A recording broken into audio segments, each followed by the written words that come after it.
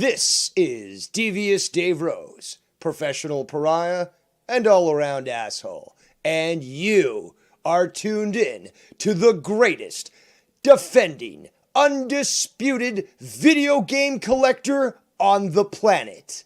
Casey is Raw.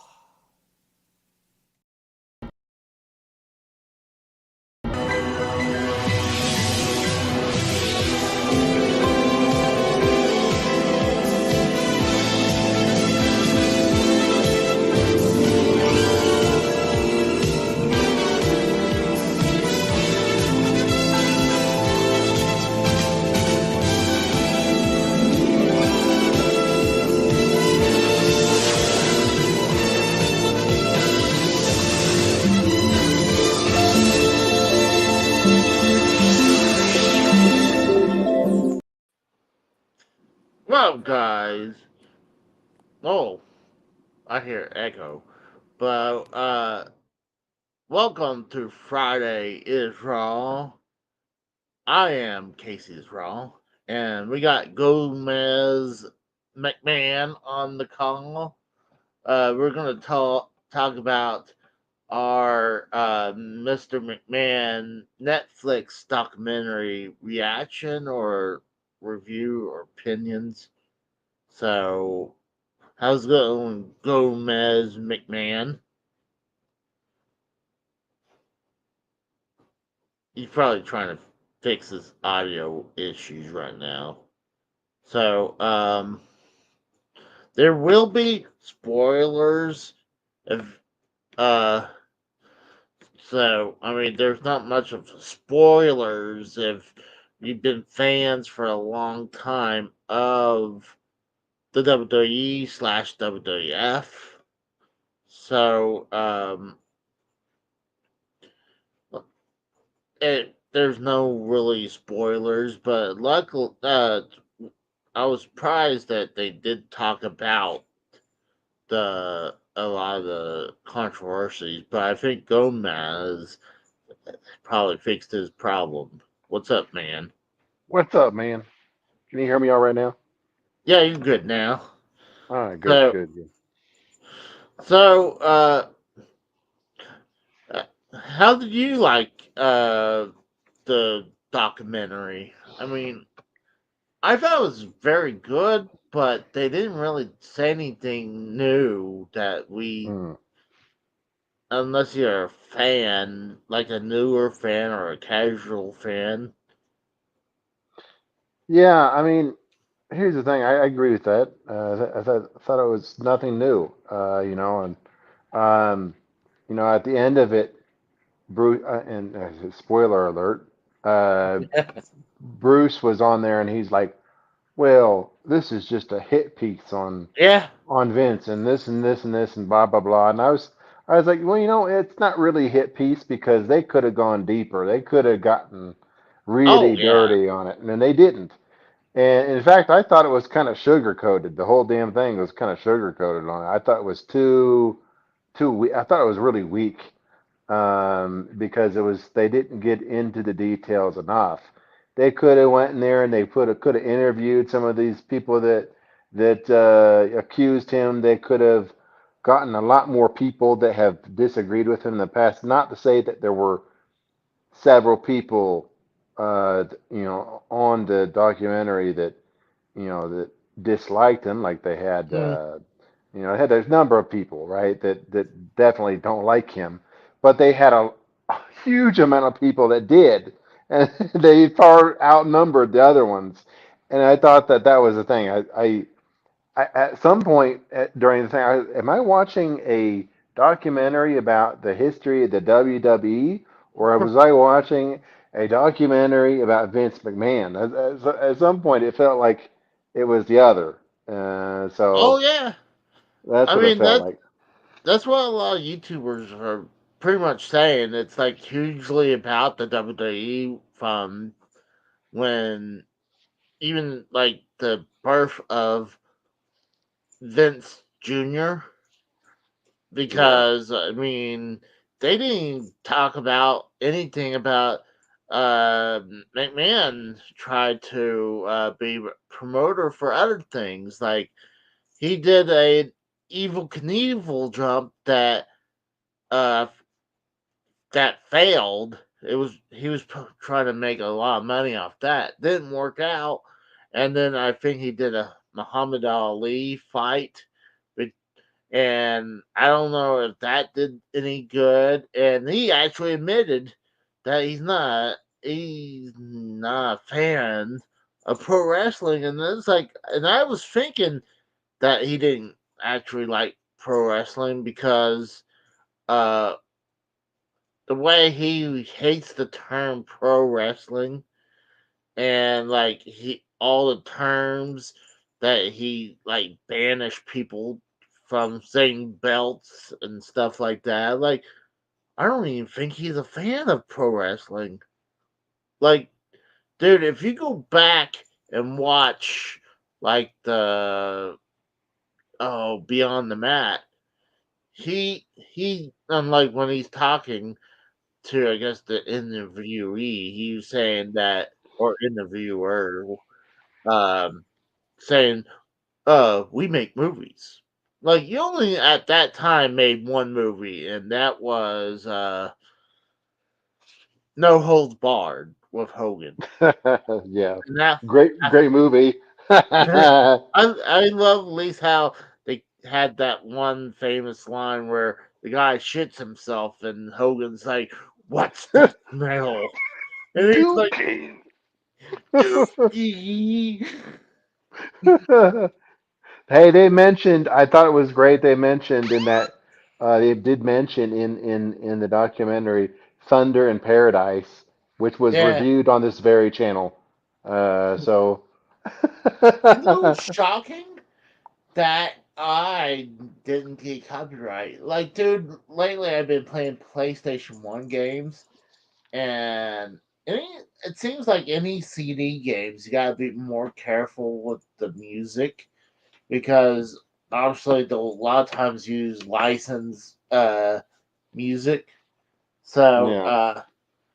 like I just did Duke Nukem, uh, God, Time to Kill, and Mm, they had the beginning had licensed copyright music, and I even knew I was probably gonna get hit with it, so I put music to try to kind of cover it up a little bit.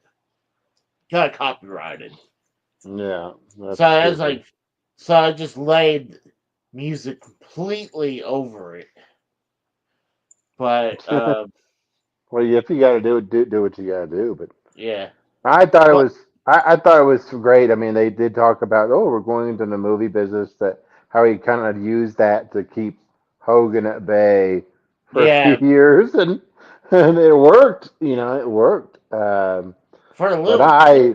I thought that, I mean, the only thing that really stood out to me in that whole documentary, that kind of stood out, as like, okay, that's interesting, and is I remember him saying, because they talked about Shane, Hmm. telling him, hey, you need to look at the UFC, buying the UFC. This is way back, right? Oh yeah, And Vince laughed it off, and he said, oh, this is not. And then later, of course, we all know what happens is that the two get together after the yeah. UFC. It's like worth a lot more money. Oh yeah. Um, but I thought it was interesting how they said, well, the first time Vince left and he stepped down, the first time before the merger, before the all that, Hmm. they kind of pointed in the direction that someone close to him forced him, or kind of convinced him to step down, that being Stephanie McMahon. Yeah, And then when he came back, of course, she immediately was gone. And of course, now she's back again because he's gone. So it's like, well, she's not actually back. I mean, she did a couple cameos like that. Did a cameo at WrestleMania, but she's not have no title in the company. I mean, the yeah, only but her husband does. Yeah, and I and our, and I think and our, that's enough, right? well, Um, I mean, at least Triple H is making the product good again. I mean, there's several years. I would say the last 5 years been garbage before Triple H took over because it was like, oh, the only good storyline um was the Bloodline for the last few years. yeah, So, but one thing I like to point out is like I feel like when you're sitting watching this, that it almost like Vince McMahon is lost his mind a little bit because like a lot of times like he would talk about one of the biggest ones is I would say is the last episode is the one where they're talking about Chris Benoit uh and the concussions and yeah, McMahon's like, well, first they said, well, it had nothing to do with steroids, and then he talked down about CTE and concussions, and like he doesn't think CTE could have been the cause, even though there's science behind it showing that he had CTE, and if you uh, kind of viewed the history, what happened. Like, yeah, like if you heard about Chris Benoit's journal, he was losing his mind. yeah. So he was It's like, his brain was, it was like you were saying, it is rotting away. I mean, Yeah, he it was, was, and it's on the record, right? And you're right. There's science behind it. I think yeah, personally, I think I really think he wants to say something about it and he wanted to, but I think he says what he says to mm, protect the business, and oh and yeah, that's the reason he does it, and he does for everything he said on there. He was making really calculated decisions. There was oh a yeah, there was one point though in that where he said something I thought was really interesting. So he said he was talking about how his brain works. He's like, I got like three oh yeah, computers. He goes, one is thinking about this, another one's thinking about this, another one's thinking about this. And the guy off camera says at one point, he says, what are you thinking about right now with your third computer? And he goes, well, I'm thinking about doing some really fun stuff involving sex. And I was oh, like, oh, okay. And it's like, so the guy is just randomly in the middle of an interview mm, thinking about, sexual, deviant stuff, right? And oh which yeah, kind of that tells me a lot about the guy. And he's always and there was another time in the there where he says I'm sexually active and I'm not gonna ever gonna retire and all this, and it's like he this guy's a perv, and oh, I just it's just like so obvious. And so I hear these accusations, and I'm like, shit, maybe this shit's real. Maybe he's, I I don't I know. I think it is real that because and I felt like he had his O.J. Simpson moment where when O.J. was in was acquitted and he had that book come out, If I Did It, because Yeah, that female referee that he allegedly had forced her to give him oral sex. And he said that, oh, it was consensual sex. But if it was rape, that statute of limitation has expired. Like, hold on, why are you going to bring that part up? I mean, that makes you look horrible. Like, right.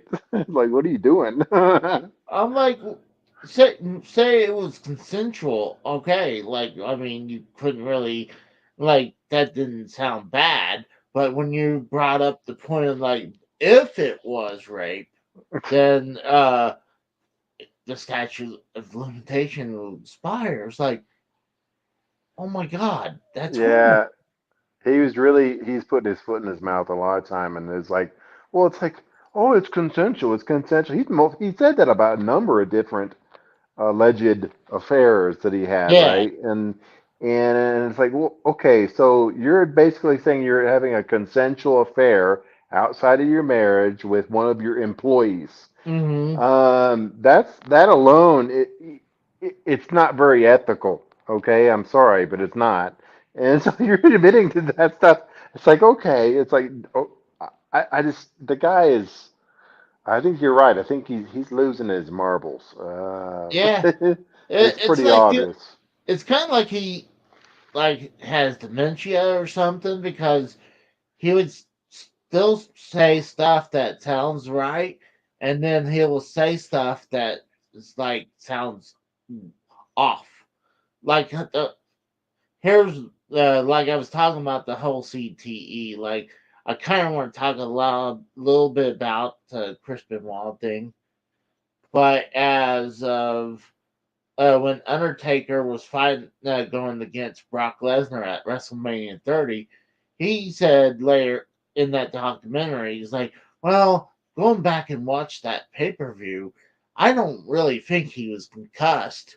I think he was just so shocked that he was going to have to lose to Lesnar that he just that's why he was out of it." It was like, okay, maybe, but here's the kicker thing, was he so out of it about that he had to go to the hospital and you went with him at WrestleMania 30?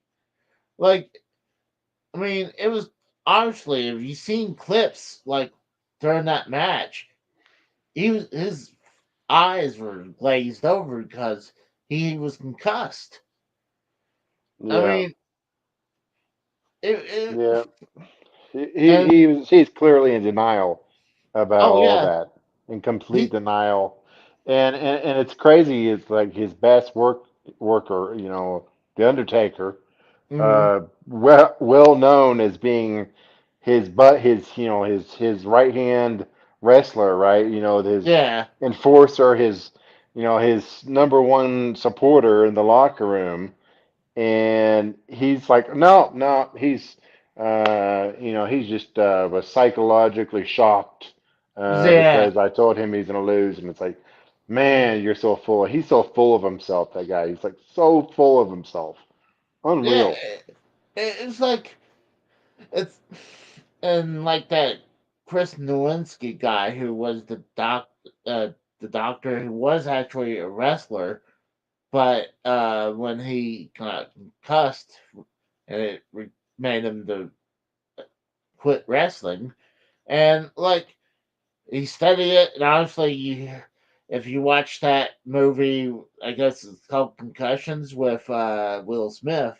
I mean, it's about that doctor who figured out about CTE, where about he really was studying football players, like, and there were some football players like you know, like almost like what Chris Benoit was going through is like they were losing their minds because their brains were rotting away because the CTE and like all the damage from their brain. And now that the NFL had to, they paid a lot of money because of that, and it's obvious that Vince knows CTE is a real thing because of uh, shortly after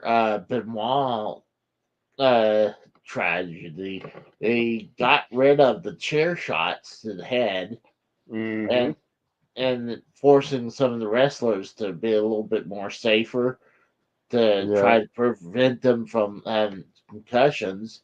And you could see in the clip in the docuseries that he's over there teaching uh, the wrestlers at NXT or at the Performance Center about Hmm. concussions. So, but McMahon was trying to like play it down like it's not a thing. Like they tried to play it down like they're like, oh well, I guess they were like saying, well, Benoit is finished, and he had the headbutt move, right? Yeah. And they're like, oh well, it's all fake, it's Oh just an act. yeah. And they even had Hogan. Hogan was like, oh no, it's an act, it's not real, And then it's crazy because Hogan in the same damn docu series was saying, oh, I was busted up and I've had surgeries and all this Yeah. shit. And it's like, oh, so you're telling me at one point it's an act, and then one point that it's not. So which is Yeah. it? Which is it? Well, I just the it's problem like is both of them are well-known liars. Hogan is like the the the most well-known liar of all the wrestlers. I right. mean, there's videos on YouTube right now listing all the lies that Hogan says. Like, and I suggest people to check that stuff out, but it's horrible. I mean, it's crazy. It's like it's I so I much stuff. I It did remind, like I have to say I did love seeing Bret Hart on there, just mm, unloading on him constantly, and I was like, holy shit, that was amazing. And I thought it was they talked about the screw job, of course, and yeah. I thought there was an interesting look at it that I hadn't really seen before, you hadn't really heard before, directly from his mouth, and it was great. And I was also interesting to hear from Vince about it, saying, "Oh yeah, he fucking knocked me out." Yeah. Prom, And prom, so it's good because originally it was like no it was and it was played down for a long time, but you heard the actual, I think you heard the true story this time, and they yeah. didn't mention. I thought it was interesting because they didn't mention anything about the whole thing because that was all being filmed back there by that a Oh docu yeah. series in itself, and at the same Yeah. time, and they Yeah. didn't That was mention any of that. And I thought so. It's no. interesting. Well, the problem is about the stock series is like they had so much stuff, but they would mention it and then they just glazed over it and moved on. Yeah. Like I mean, they said they had hundreds of hours of interview with Vince McMahon, and like one of the biggest things I wanted to hear and make a comment is when they talked about Jimmy Superfly Snuka when he Right. murdered his uh, girlfriend, and I like they just kind of mentioned that and then moved on. They didn't get Vince's opinion or Nothing. anything. Nothing. Yeah. They just Or they did get it, and he just didn't write off. He didn't sign off on it. And I have a feeling uh, there's a lot of things he probably did have a lot of talk with them. Really, all those hours. The problem is there's a lot of it that they can't use, I'll, and that's where it is. I bet I, you that's where it is. I don't know. I bet money is that anytime it was controversial stuff, he probably said, "I can't." Like Taylor, I don't want to talk about that, or like he just yeah, pretty much. I bet he just avoided the answering them because like, is he going to want to talk about Jimmy Snuka murder? He barely wanted to talk about Chris Benoit. I mean, Chris Benoit, he was like, well, he was a great wrestler and he seemed like he was a good guy, but he just went nuts. I'm like, eh, I'm like, and going to the Chris Benoit situation, to me, I think what happened. I mean, there's multiple things what could have happened. This is why I think what happened with Benoit is that he was having a fight with with Nancy, and he had steroids in his system, so it could have helped him trigger the rage for that first night. But Lord Rage wouldn't have you going through the next 2 days Yeah. like the next day killing your son, and then the next day Right. killing yourself. So I'm like, No. to me, I'm like, I think Road Rage could have been the trigger of the first one, and then like honestly, CTE is a big thing. Guy Uh, had brain damage, man. I mean, yeah, it's just he, like they said, his brain was rotting away. So yeah, he was probably not even in reality at the time when that all mhm. happened, and he didn't even know what he was doing. I really don't think he did, and I that think was a sad deal. I'm surprised they even touched upon that whole topic on there. I yeah, was shocked. But when I saw them talking about, oh, we're gonna have a storyline where Mr. McMahon dies, I was like, oh shit, they're yeah, gonna talk about it. Oh, here we go. yeah.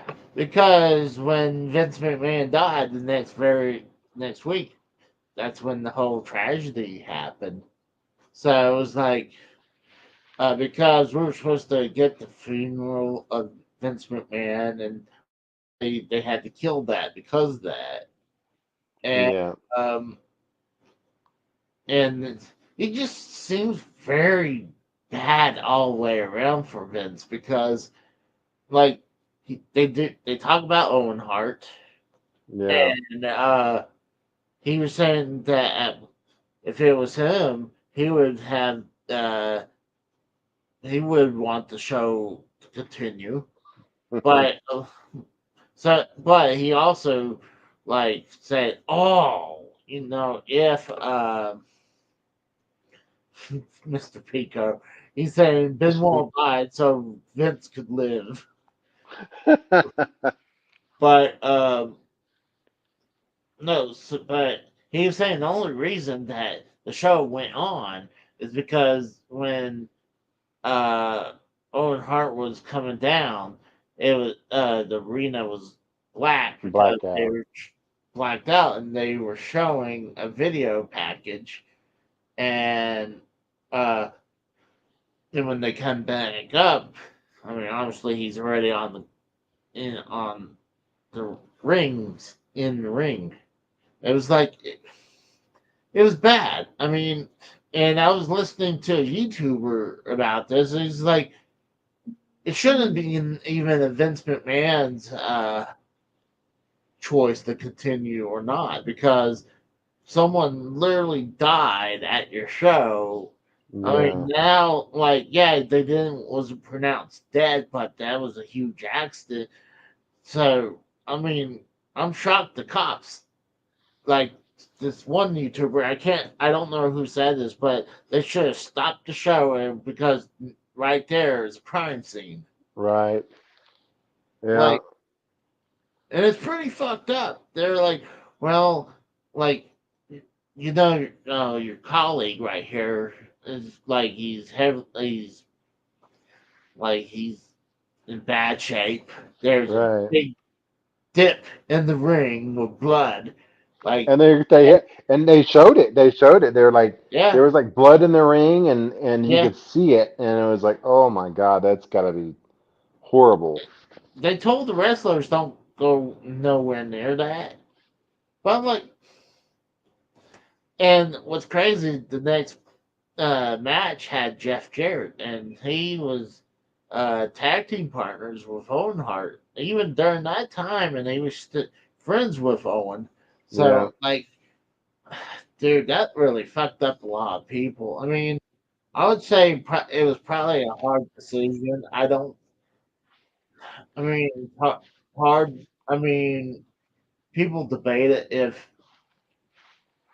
Well, here's the thing, right? Let's compare it to recent events. Okay, so mhm, we know what happened with Owen. He ended up dying, yeah, but say for example, recently you had the Buffalo Bills player in the NFL who oh had a yeah, cardiac arrest on the field, yeah, and it was not looking good. He damn near died right there on the field. They stopped play, and that was that, right? They didn't go back and start keep playing, and that's what no, the NFL did. I mean, pretty I mean, that's one of the most recognized organizations in sports in the world. That's what yeah, they did. right? And the guy that he was fighting for his life. Vince, on the other hand, he's like, oh, fuck it, let's just keep going. And it's like, what? What? I understand that there's a crowd on there. It's like, Hmm. but you need to have contingencies for shit like that, where if something happens, that you need to be like, sorry, cut to some rerun of some other footage or something, Yeah, something, or not like just like this.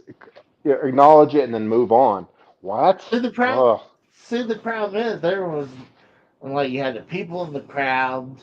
I mean, in the stadium or the arena, and then you gotta remember that was a pay per view too. So like they would probably would have to refund all those people at the arena, and then uh, most likely refund everyone who ordered that pay per view. So that's a complete loss. Right. So it's like it's not a win. It's a lose lose all the way around. So it's kind of hard to even. I Right. I don't know. I think I would. It's a clusterfuck because I think either way. I mean, the guy I understand he had to make a decision around the spot, and that's what he did, Yeah, right? And it was like one or the other, right? Are you gonna try to keep going, or are you gonna you say no, no, that's it, and show's over. yeah. And maybe he just didn't want to break that barrier, but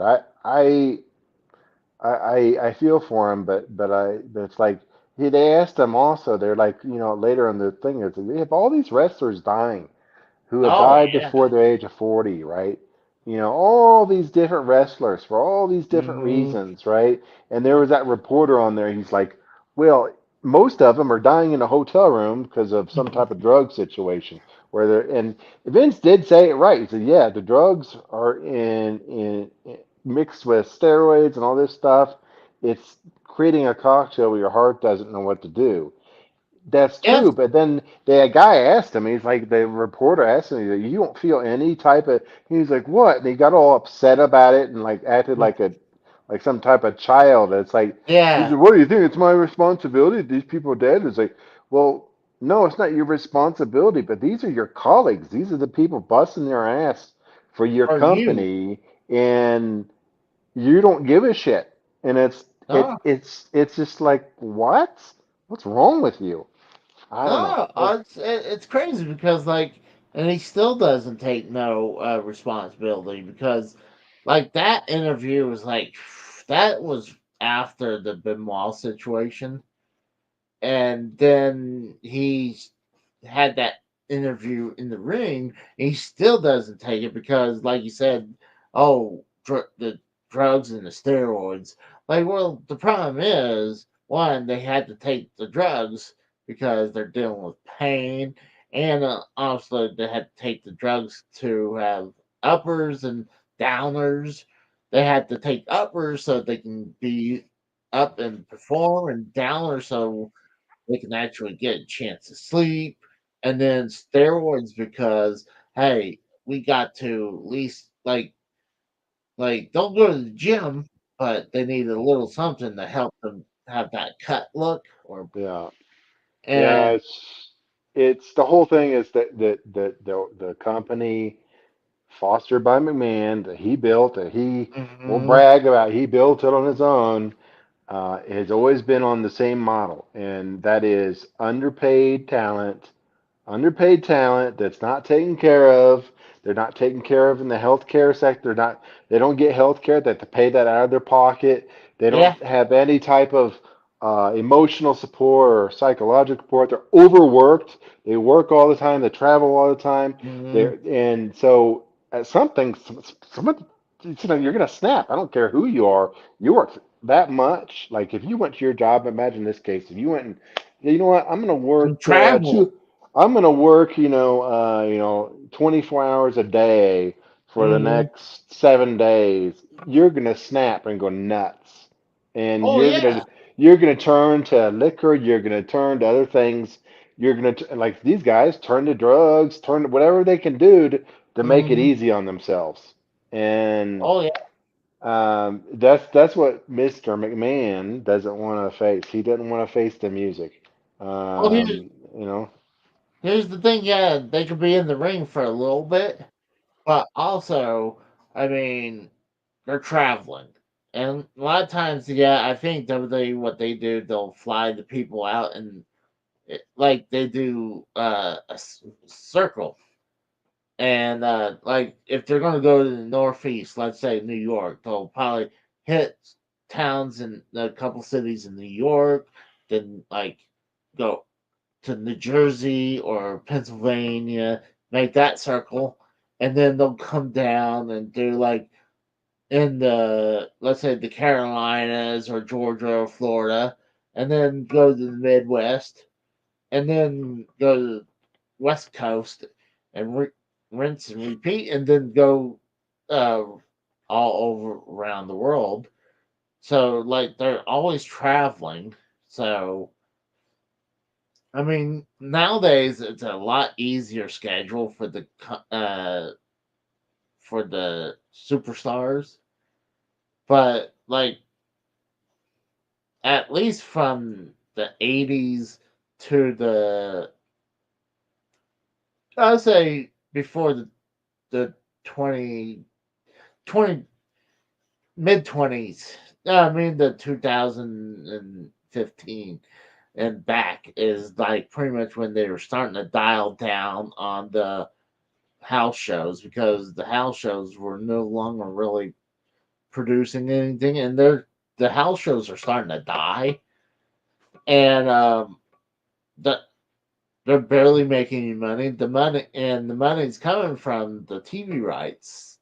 So so the wrestlers don't have to be on the road as much as they used to be, but I mean, it's like you said, they're working all the time, but like traveling and then they're working out, like, and they're dealing pain.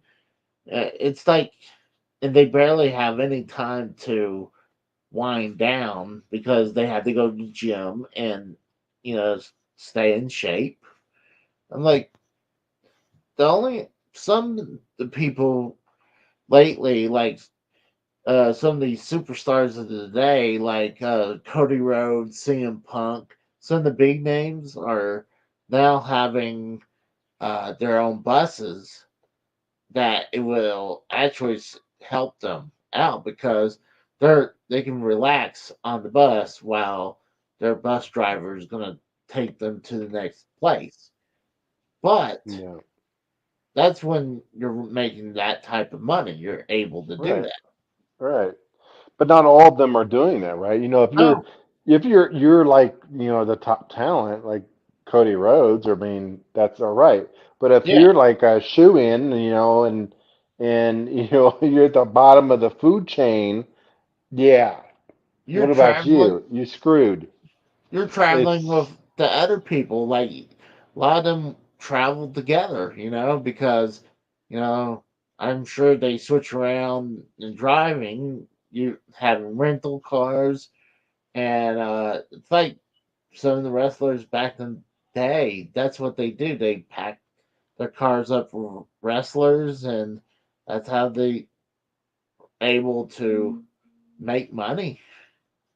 I mean, to yeah. save money, but it's I crazy don't know. because It's just they.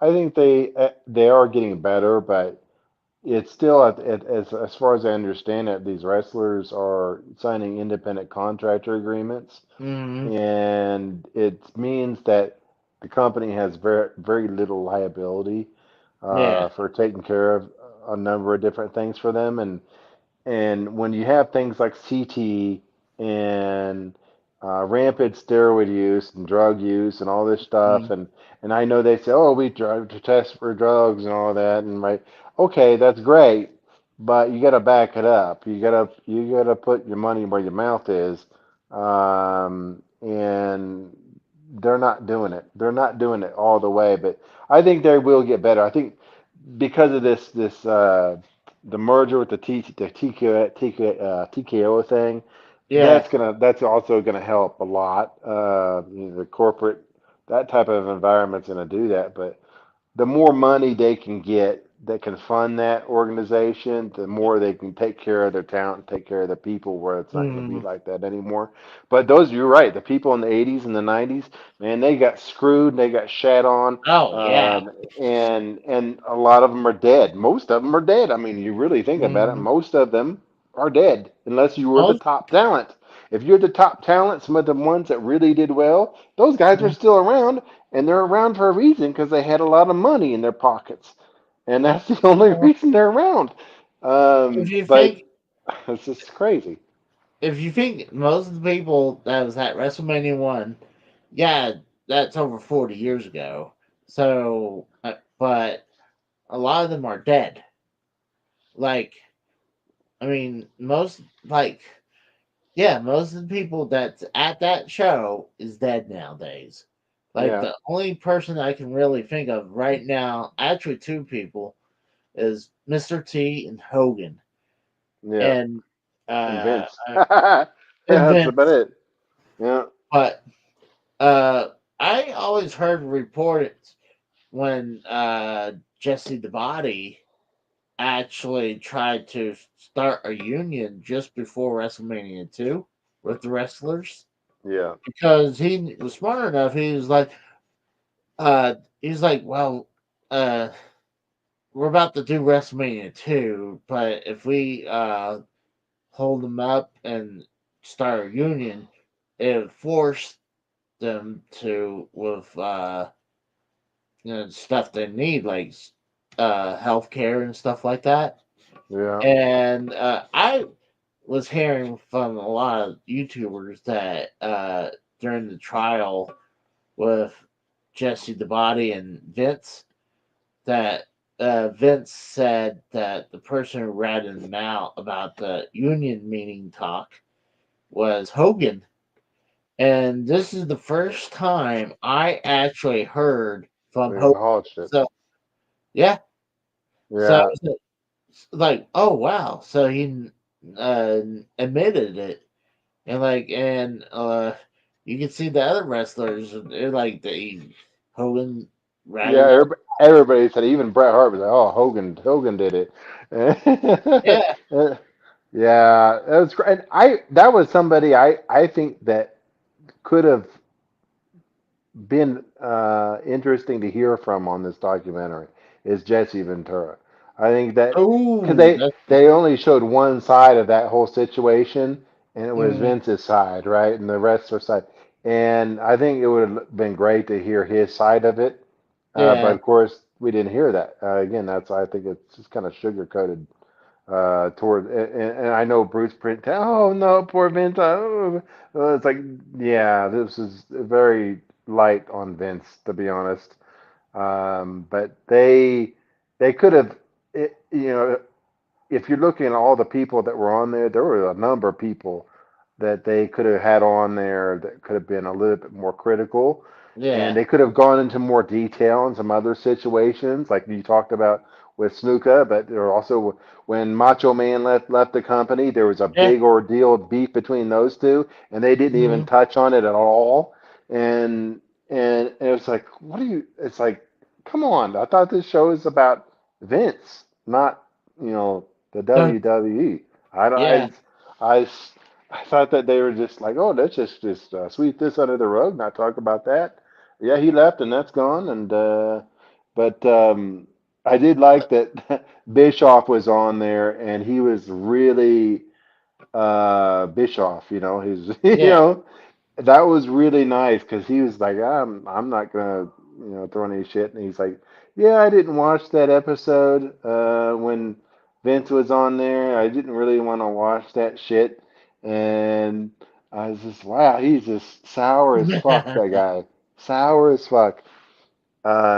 But they did make a really good point about the Monday Night Wars that I thought was really interesting. And man, oh, they showed Vince. He's like he was the enemy is Ted Turner, Ted Turner, Ted Turner, Ted Turner. yeah, But it was never really the enemy. He was just cutting the checks, and it then was Bischoff. it was Bischoff Bischoff. was, but. That's funny. Pico says, "Wish we could have heard from Katie Vick." That's funny. They That was did. pretty bad. That was bad. Yeah, they did show a really quick clip. A really quick Okay. clip. Yes. Yeah, See, the problem is, I mean, it wasn't creepy that Triple H going in the casket, but it was a fucking mannequin that he was mounting. So I'm like, it's not like an actual body. And then they just picked up some like Jello. It's like I fucked her brains out.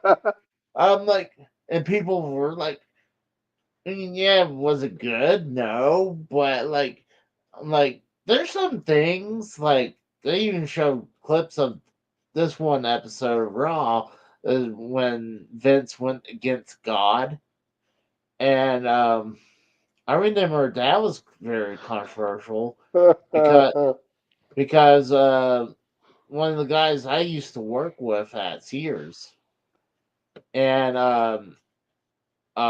he was one of the guys who worked at the arenas around here, and he was saying that he was upset because I guess he was a Christian, and he was like to me, it was like it's funny because he's being blasphemy. You know, he's all about against God and everything, and like to me, I got a kick out of that.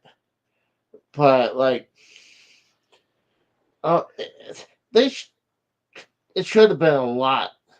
Like they should have had so many more episodes because the biggest thing, like I said before, they would uh they'll mention something and make the blurb and sweep it all under the rug and move on to the next thing. And then they'll bring something up like the Montreal screw job. Like, well, the problem is that we heard about that story like a million times. right. And like, even if you're a casual wrestling fan, you know about that. Yep. The only people who might not have heard that would be like kids now, they grown up, watching the Yeah. WWE. But like honestly, a lot of this information that came out of this docu series, uh, there was nothing new. There was I nothing mean, new. Yeah. no, it, Yeah. just They kept on saying, and and Vince would say, "Oh," and everybody's like, everybody on there they interviewed, they're like, "Yeah, the real Vince is only going to show you what he wants to show you." hmm And he's a little bit of a blend between the character and the real Vince. And everybody already knew that. yeah. Everybody's always known that. So you're not. So you like this could have been an email. You know, this is was a waste of time. To be honest, I I think the series was great. I yeah, think it was it good was well history. made. It was well Yeah, made, it but was. It like, was well made, but it just could have got. It needed to dig deeper, and it needed to. yeah, I felt like it almost felt like they were afraid to dig deeper, you know? It felt like they're, oh, we don't want to piss them off too much, yeah. Well, type of situation. you got to remember at that time he still owned the company. Hmm. This is because this is before he stepped down the first time. Hmm. So this is back in 2021. So this is before any of the shit hit the fan.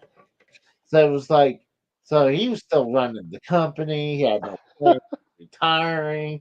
So it was like, so of course he was all in commercial mode. Like, so he's going to talk down CTE because if he's like, well, yeah, CTE is a big thing, and then guess what?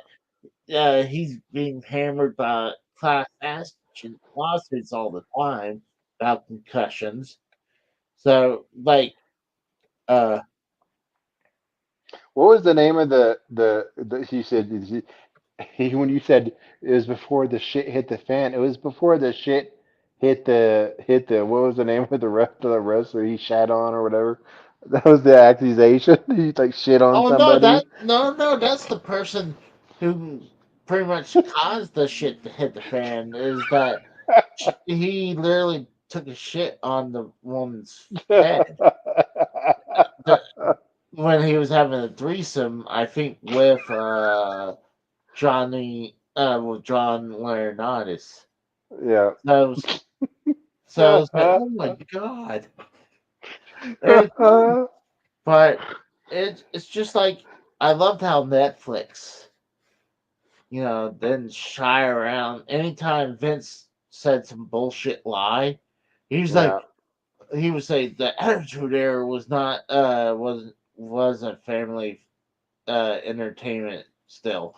Even he's like, we didn't have no knives, guns, or anything, and then they showed Pillman with a gun Hmm. when Stone Cold entered Pillman's house, Yeah.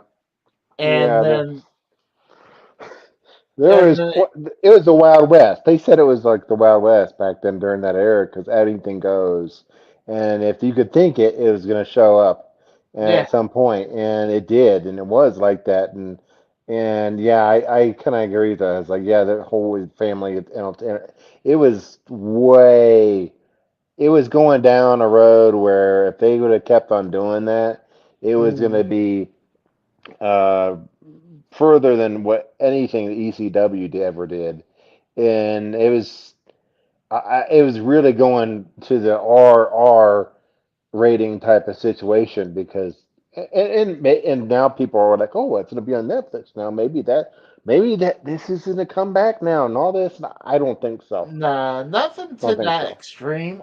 Maybe we turned to TV 14 there, but I mean, then like yeah, I think there is ratings on Netflix, and that's the kicker. Raw's gonna be on Netflix, and this was on Netflix. So I'm like, and I'm shocked that this thing actually came out. And there's reports of Vince was trying to either pay Netflix or buy the video docuseries from Netflix. So, no, so it was like that didn't look good. Yeah, it Like doesn't look good. I think the first few episodes actually, I think most of them was okay showing. I mean, he shows him cold. The worst ones when is obviously episode 6 when they start talking about the what's current day is happening with him with the lawsuit that caused him to finally not only resign to pretty much sell all his stuff where he has no interaction with WWE anymore. Yeah. Yeah, they asked, I can't remember who it was, if he would still come back, and then he said, "Yeah, I think it's possible." But the thing is I don't think so because if he sold all of his stock and he has no titles, nothing, I don't think he would. The only way he would come back is like a cameo on a show or something at some point. That would be it. But Nah, and I have to think it's like because he was on that show. He's like, I'm never going to retire, and he goes, yeah, I don't have any sympathy for people that retire, and exactly. he goes that just means you're going to die, right? So that Yeah, tells me he's not really retired. He's taking that money and he's coming up with a plan. He wants what he wants to do with what he wants to do next. That's what he's yeah. doing. That's what he's Oh doing. yeah, but I think he doesn't want to do anything with WWE anymore Yeah, because he wants I to do think something else. Yeah. yeah, like I said before, I always suspect that he didn't like professional wrestling. The only reason he stuck with it is because it made him a billionaire. Right. That's the only reason. Like the guy actually fired his fucking son after uh a bad showing in a Royal Rumble a couple years ago, and it was just so much. It's mind-boggling a lot of the stuff that was in this thing that's just crazy. It's like, but like he didn't want to take no responsibility for anything that was bad. No, no, Yeah, he wanted the credit for what was good, and anything that was bad, it's not his fault. exactly. It's like it's somebody else's fault for that. That's not, and that includes all the scandals and all the things that come up Mm, that they talked about. Oh, none of that's my fault. No, none of that. And then they even talked to him, I guess, because I had an interview with Playboy at some point where he yeah. admitted to having an affair, and they asked him Mm, about that. They go into detail, and he's like, he goes, "No, I mean, I already said I think it was a good yeah. interview. You just got to read the interview." And it's like, wow, what a schmuck! He can't even come to terms with it now, years later. And Yeah. I would love to have heard at that point and be like, okay, I don't want to hear from Vince at this point. I would like to hear from Linda and what she thought about that, you know? Oh, Linda But was no. Linda was on the docuseries, but the thing is, I mean, like, well, I was hearing that they were separated for at least a decade now. So it Mm. was like, but Pico says Linda wouldn't do anal, but She wouldn't get shit on. but not it's it's just so insane and one of the big thing is um trying to think. Oh yeah, Vince would say, he always wanted to get his father's approval, and he made so much. He was such a hypocrite during the whole fucking thing. Yeah, he He's was. like, I didn't want to do the same like the people who abused me. I didn't feel like I could have not. You know how people, I guess, abusers, not people been abused become abusers. It's Yeah. like how child predators, would uh their victims would become a child predator. So or something like that. So uh, he was saying, like, I don't want to be like that to like what my dad did to me, but he did the exact same thing to Shane. Shane Yeah. said that he wanted approval from Vince because uh, he wanted to buy the UFC because he saw it as good opportunity. Vince's like, no, I don't want to do it. And or like, oh, if you want it so bad, you buy it your own with your own. Right. And then I'm not gonna take this person's opinion like with no merit because Paul Heyman was talking about there was this. I guess he was having a meal between him, Vince, and Shane. And Shane wanted to do an angle so badly, and Vince said, "Not while I'm alive." And Vince, and I guess the argument continued to ramp up. That he's saying the only way you're gonna do it, he gives Shane a knife and saying, "You have to stab me right here in the heart You have to kill me to kill right me." now. Yeah. Then he's like, "If you want to do it, and if you don't, you're not man enough." And then it saying that, or you can buy the company from me. Well, obviously couldn't do that. There's like, or you can overpower me, like I would have done to my father. It Yeah. it was just it's Total like, hypocritical bullshit. Yeah, he did a lot of that the entire thing, and he was talking about that, and then they yeah, called him on it too on a few occasions, like where yeah, they were like, oh, and when WCW was starting to do really better and stealing all the wrestlers and all that, he's like, oh, There's this billion-dollar company. It's attacking me and stealing my talent. It's not Yeah, fair. It's not fair. And then they're like, well, Vince should know better because he did the same thing. He yeah. went into all the territories when his father told him not to, and he did it anyway and stole all the wrestlers. Oh, but it's okay for you to do it. Oh, okay. I see. And he admits that during that he sounds kind of hypocritical. He's like, well, I think it's okay if I do it, but I don't like it if someone's going to do it to me. Or it's like dude, like you're a hypocrite, like. And then he talks about and I feel like when he's saying that he does want to continue the vicious circle either, though, like the Beezer thing, and I think that not only with Shane situation is that his stepfather abused him and uh, allegedly his mom, I guess, molested or maybe raped him or something like that. At least molested him, and Right.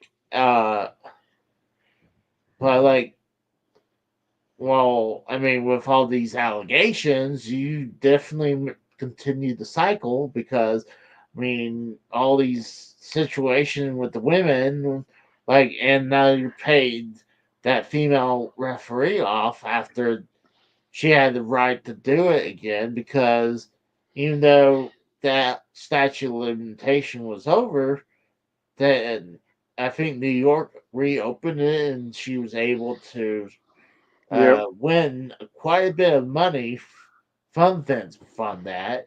And this is right after uh, this interview. Yeah. I here's the other thing is they asked at the near the end of it, they had all these people on there. They asked Mhm. all the ones of his supporters that were on there talking, Yeah, and they asked him, "What do you think Vince's legacy will be?" And all of them were like, I don't know. That's a good question. Oh, I don't really know." None of them could answer it, and even the ones that were like, "Oh, he's a father figure to me," but they couldn't answer that question. the only one And who don't the only one who did right off the bat was Tony Atlas. yeah, that was the only one. That was the only one. Yeah, which was And Tony Atlas interesting. didn't give two flying craps about creative when it came to like Pat Patterson and Vince. Obviously, well, if you said it's true.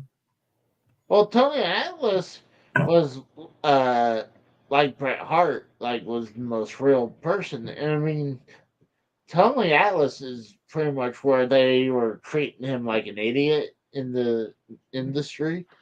But he Mm-hmm. sounded actually like the one of the smartest people on the docu series because he was like, you know, He's the only one that kept it real outside of Brett.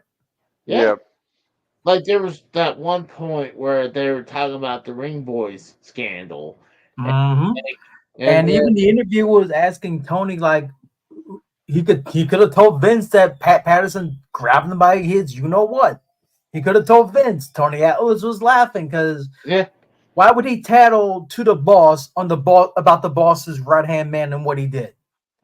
He exactly, would have been fired. He would have been fired. He knew. and He knew he would have been fired. Tony Atlas is correct because he was saying that Pat Patterson was Pat more Patterson was the booker at the time. well. Not only that, he needed Pat way more than Tony Atlas. Like Exactly. And a creative because standpoint, yeah. yeah, so it was like it was crazy. It was like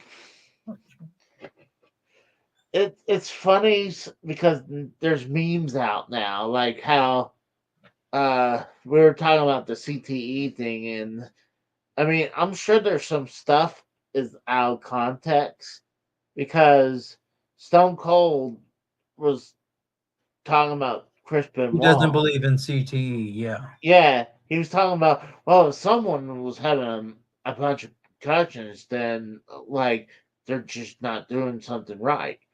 And like then he said, I'm not a CTE guy, and then they just left it there. It was like, okay, can you elaborate?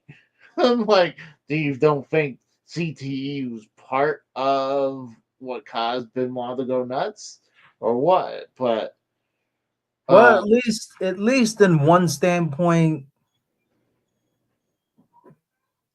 he said he doesn't remember how many concussions he had in his career, but mm, I distinctly remember at least 2 or 3 see, for Stone Cold. I distinctly here, remember at least 2 or 3. I mean, here's the thing. He said that he was dropped on his head and he had a concussion. He was dropped on his head and had his neck broken. Yeah, maybe. Exactly. That Yeah, also, didn't he have a concussion in that match with Owen Hart too? it's possible he was dumped I on his know he had a head. concussion with like Undertaker at SummerSlam '98 during the match. No, People forget about that. He had a legit concussion midway through the match. no. What happened with that one was that Stone Cold got hit in the jaw because Yeah, I but he think said he got concussed, and the ref had to remind him he's in the main event of SummerSlam. I heard that like he it knocked him out for a second because No, he was uh, concussed.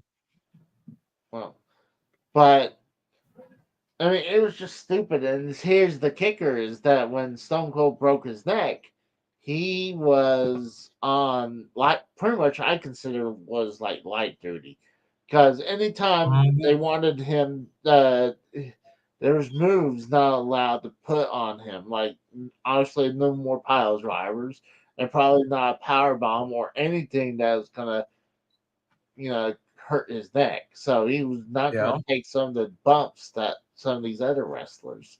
and he You're not had to gonna like take. rethink his entire move set as well by the end of it later Yeah. that year. So let me ask a question. You're a younger guy. I mean, how old are you, Kratos? I'll be 32 in about just over 2 months. And when did you start watching wrestling? Late '97. So actually, you got started a little bit before me, maybe give or take, because I I think started watching about like a little bit before or around after the Montreal Screwjob. What about you, Brad? How long you been watching? I mean, I started watching wrestling in about 1992. oh wow, By the time I was born, cool. dude, Yeah. I didn't even realize you went that far back. I mean, you're partially one of the reasons I started watching wrestling because I was part of that friend group, Yeah. and then obviously some with my brother was watching and some of his friends was watching. I eventually just said screw it. I mean, but I mean, but the reason I brought that up is because one, you're younger. You're 10 years younger than I am, and me or like Brad. so you like how much of this doc series did you learn anything new, or is it everything you watched you already knew? Tom, me. Yeah. Some of it I did not know, like the Pat Patterson and Tony Atlas thing. That Okay. I really threw mean, me for a loop. And then Stone Cold's thoughts on CTE. But the one thing that I was dreading on looking forward to was when they mhm. were going to talk about Owen Hart. That's the one thing I immediately started dreading because I was in the audience that night. Oh I shit. was in the audience that night in the nosebleeds. Oh, talking about that. The whole thing they brought up. I'm like, did you actually see him fall, or They did? claim it was dim. They claim it was dim up in the sky, but when the lights were on Yeah. in the ring, you saw him literally. You saw him in the ring, But but where all well, the yeah, blood was on, where you all the saw blood. him in the ring, but did you saw him fall? Like, Yes, that's a so sight I'll never forget. Even though it was dark, I heard a scream of "Look out!" or watch Oh out wow. was his last two words. Oh And wow. then, like Vince McMahon said in the interview, he said the show must, as a promoter goes, the show must go on. I'm like, dude, it should have been a fucking crime scene. Exactly. It should have been a crime scene. All of us But should have been all of us that night were witnesses to a crime. but All of I us. was at but I was Agreed, Steve trying to Callan. He should have stopped the show. but Agreed. but I was trying to ask like minus minor things like where Pat Patterson grabbed Mhm. Tony Atlas in the crotch and Stone Cold's belief of CTE, but let's say some of the controversial things like with like they brought up like the Ring Boys or Mhm. scandal or is all that's Or the like all Rita Chatterton thing, and yeah how no one wanted to believe her mm, a single is word all she said. so all that stuff you already knew too, right? Yeah, and they covered the original screw job with Wendy Richter in a Dark Side of the Ring episode about Fabulous Moolah, I believe, at one point. Yeah, actually, I think Vince. See, the thing is, like, yeah, it could have been his call, but what I believe, what I heard is that She pretty much, walked out of that venue in her ring gear and grabbed and had her, did not even get a chance to get her like stuff out of the locker room, but she walked out to get a taxi while still in her ring gear. yeah, That's but how that's how pissed off she was at Vince. I'm well, surprised they even got her to do this interview stuff. see, Fabulous Moolah, I thought she was pretty much the female booker, like she's She one booked all who, the females for all that work for her. yeah, and so it was like, so I thought maybe she made that decision for to drop the belt, like to get the belt No, off her. I thought because a lot of times some of the controversial things revolve around Fabulous Moolah because no, the thing was like Wendy Richter hated Moolah from the get go during that whole time. She hated Moolah as far as I knew. She well, did not. She did not want to work with her. And once she found out that when she got screwed and she found out it was Moolah under the mask, mm, that was pure anger on the television screen. That was pure anger. but look, I felt like they could have just. They really need to really span on this. This could have been easily like maybe 15 episodes Yeah, I because I hated how like either they didn't have to mention every little fucking thing because it pissed me off. Like I said before, they brought up about Jimmy Snuka murder, but and didn't they just expand on it. yeah, and they just like they mentioned it and then they just moved on. I'm like, Yeah. okay, They don't mention the fact that like Vince tried to pay her family fit $25,000 to sweep it under the rug either, yeah. which was mentioned in the Dark Side of the Ring episode. The only thing they asked, I think they asked Dave Meltzer is like, do you think Vince tried to get it taken care of? And he's like, yeah, I think He said he wasn't. possible. He said he was somewhat involved, but Vince went to the jailhouse himself and told them this is Jimmy Snuka. So he got him. He's the reason Jimmy Snuka even got out of that cell that night. He went to the cell to get him out. He Yeah. more than likely bribed those cops. He more than Well, likely bribed them by leg- emphasizing this is Jimmy Snuka. Like, who cares? well, allegedly, what I heard is that from Snuka himself that he Vince showed up with a briefcase and then he left without that briefcase. So, Exactly. He paid them so off. well, I mean, obviously, like, okay, hold on. I mean, that could have been nothing though, too. We could have had files or something. Honestly, making it seem like, oh, it's they paid them off. I'm like, It was his sex toys, Casey. It's funny they actually mentioned that too. They were saying that sex toys was named after male wrestlers. Oh God! Yeah, and They mentioned I, that in episode 6. yeah. Which ones do you think they were named after? That's what I want to know. It's like, is Well, it They was had it? one named after John Cena, apparently too. there was One of them. one with 3 black dildos. So it's like, let me guess, that's the New Day. Like that's gotta be the New Day, right? Oh Like, God! and then the big one could have been Big E, Like this, I call Um, this Big oh E. no!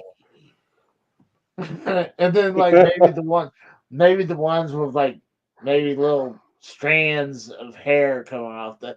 I call this Kofi Kingston. And then Oh the God! And the and red then one he calls Sheamus. I don't know. yeah, and like the one that had bushy black hair is like I call this Sacred Woods. I was like, I mean, to be honest, the whole thing with firing Sable, rehiring her, that was just Mm. when it was brought up on SmackDown. The fact that Stephanie McMahon was the one to bring it to light that they were sued for sexual harassment by Sable, and yet she's brought back as essentially a sex symbol. yeah. Well, I And mean, then had to honestly, remind, and then Vince, when asked about having an affair on television, he's like, "With who?" I'm like, "What?" I'm like, well, how many "Okay, times? that was Well, yeah, weird."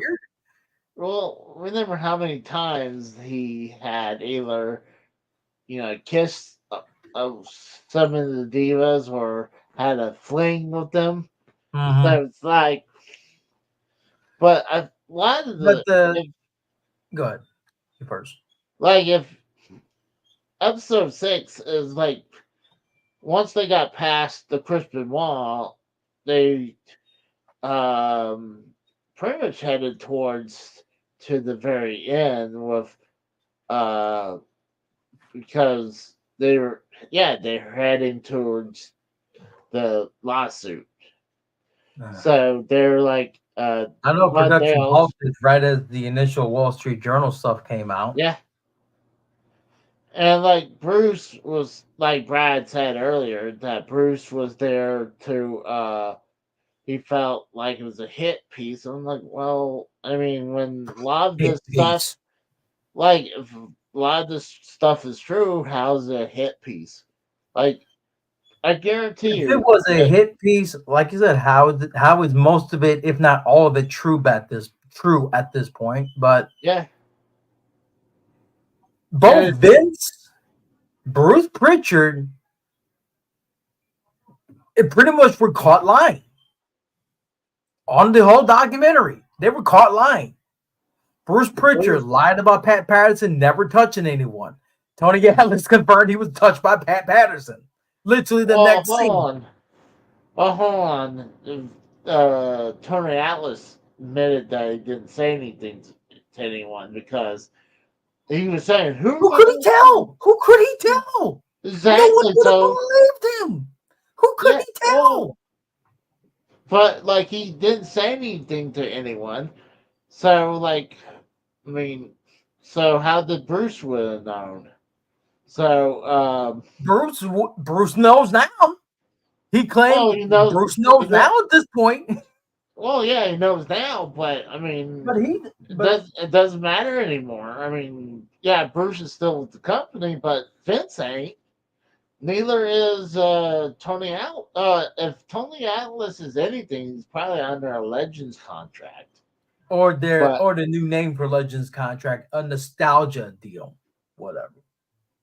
yeah, I'll still But call it. either way, it could But be a like, lie that Tony Atlas could have lied because now that Pat Patterson's dead, God rest his soul, whatever. no, I'm not gonna say Tony Atlas was lying I'm just saying because he could be lying because the yeah, man is now. he could be lying, but I'm gonna believe him because I I mean, believe him there- too. there's some other people saying that Pat Patterson would say, "I wonder how you taste like."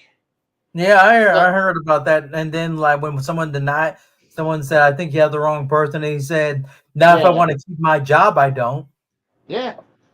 So it's like, and it's well known for like. It's funny that But here's the thing. Here's the thing. He claims that like it was an open secret that Pat Patterson was openly gay. But no one ever knew until '09 in the Legends House show when it was first aired in no, '09. No one ever knew that. no, that people. You might not know that. I knew that for years that Pat Patterson was gay because, like that whole thing with him at that dinner at Legends House. That was a whole thing just to finally announce it. Because I guarantee you, everyone at that fucking dinner table knew that Patterson was gay.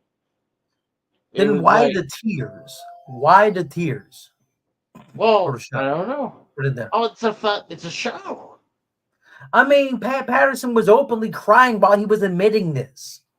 Yeah, but I it was honestly think they didn't know. Like in the no. 80s and 90s, being gay in the wrestling business was severely frowned upon. Look at Chris Kanyon. He couldn't admit he was gay to like the rest of the company until WWE hired allegedly their first openly gay wrestler. And then he wanted to be a ambassador for that, never heard back, and then Well, what we know now about Chris Kanyon happened. I think a But lot of the he was an openly gay performer in the 90s and 2000s. No one knew I because that don't was know frowned how. upon. Honestly, the whole Chris Canyon thing, I don't really believe a lot of that, and how people likes to, watching that his Dark Side of the Ring, people are like, oh, how sad for Chris Canyon. It's like, no one paid attention when, uh, He tried to pretend he wasn't around his coworkers. Would you blame someone that for doing that? well, here's the thing I was trying to bring up is that how many times he attacked his manager, like, James like, Mitchell?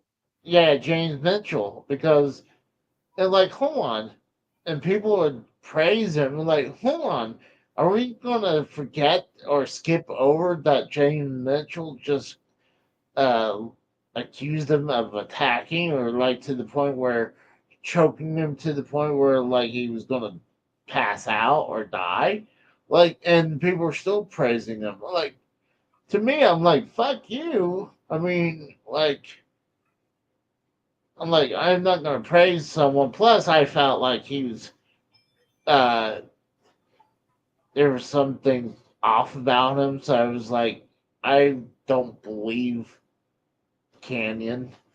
Yeah. But and there were some reports saying that he was not gay either too. So it was like I don't care if he was gay or not, but I just Mhm. don't trust him or I don't believe him. But I don't All know. right. It's just crazy because like I was talking to Brad, we were like bring up like how you can't take Vince's word for anything because he's gonna lie. He's gonna lie as much as Hogan. Like Mm-hmm. anytime he said something that sounds off, Netflix showed a clip of contradicting what he just said. Like it was almost every time. Like it was hilarious. Like it was just anything he said was contradicted. And Yeah, and he and Trish claimed that like the whole bark like a dog thing was him basically wanting to portray himself as a heel for the audience. And then they cut to the person that was like VP of USA Network saying even though he's portraying himself as a heel, he was giving himself pretty much he was giving the crowd pretty much a titty show. I'm like, well, exactly. true. a titty show that got banned in the UK still to this day on the network. Okay. I mean, they won't even that segment was cut from the show in the oh, UK still to this day. I don't know how he got this, but he's welcome to join us. Like, oh, you know what? They put the Idiot. StreamYard chat in there. That's Hey, right. Ted. That's right. I'm an idiot. I did put the Unfortunately. StreamYard link in the chat. What's up, Tex? Well, I do have to start by agreeing with you. You are an idiot. But, no, I don't have long. I just popped in and saying you were live. I just wanted to let you know you know you're crowing about I'm beating the harsh truth and subscribers and yankety yak yak and all your bullshit. Wow. You currently beating us by one. Just know that your ego has been getting out of line there, Casey Israel, and you needed to be checked. So this is what I'm here to do. So, I like to, just what's up? I like to point something out. I'm glad you Okay. came in. I'm glad you brought that up because I hold on, sidebar for a second. I appreciate this shouting us out. Thank you very much.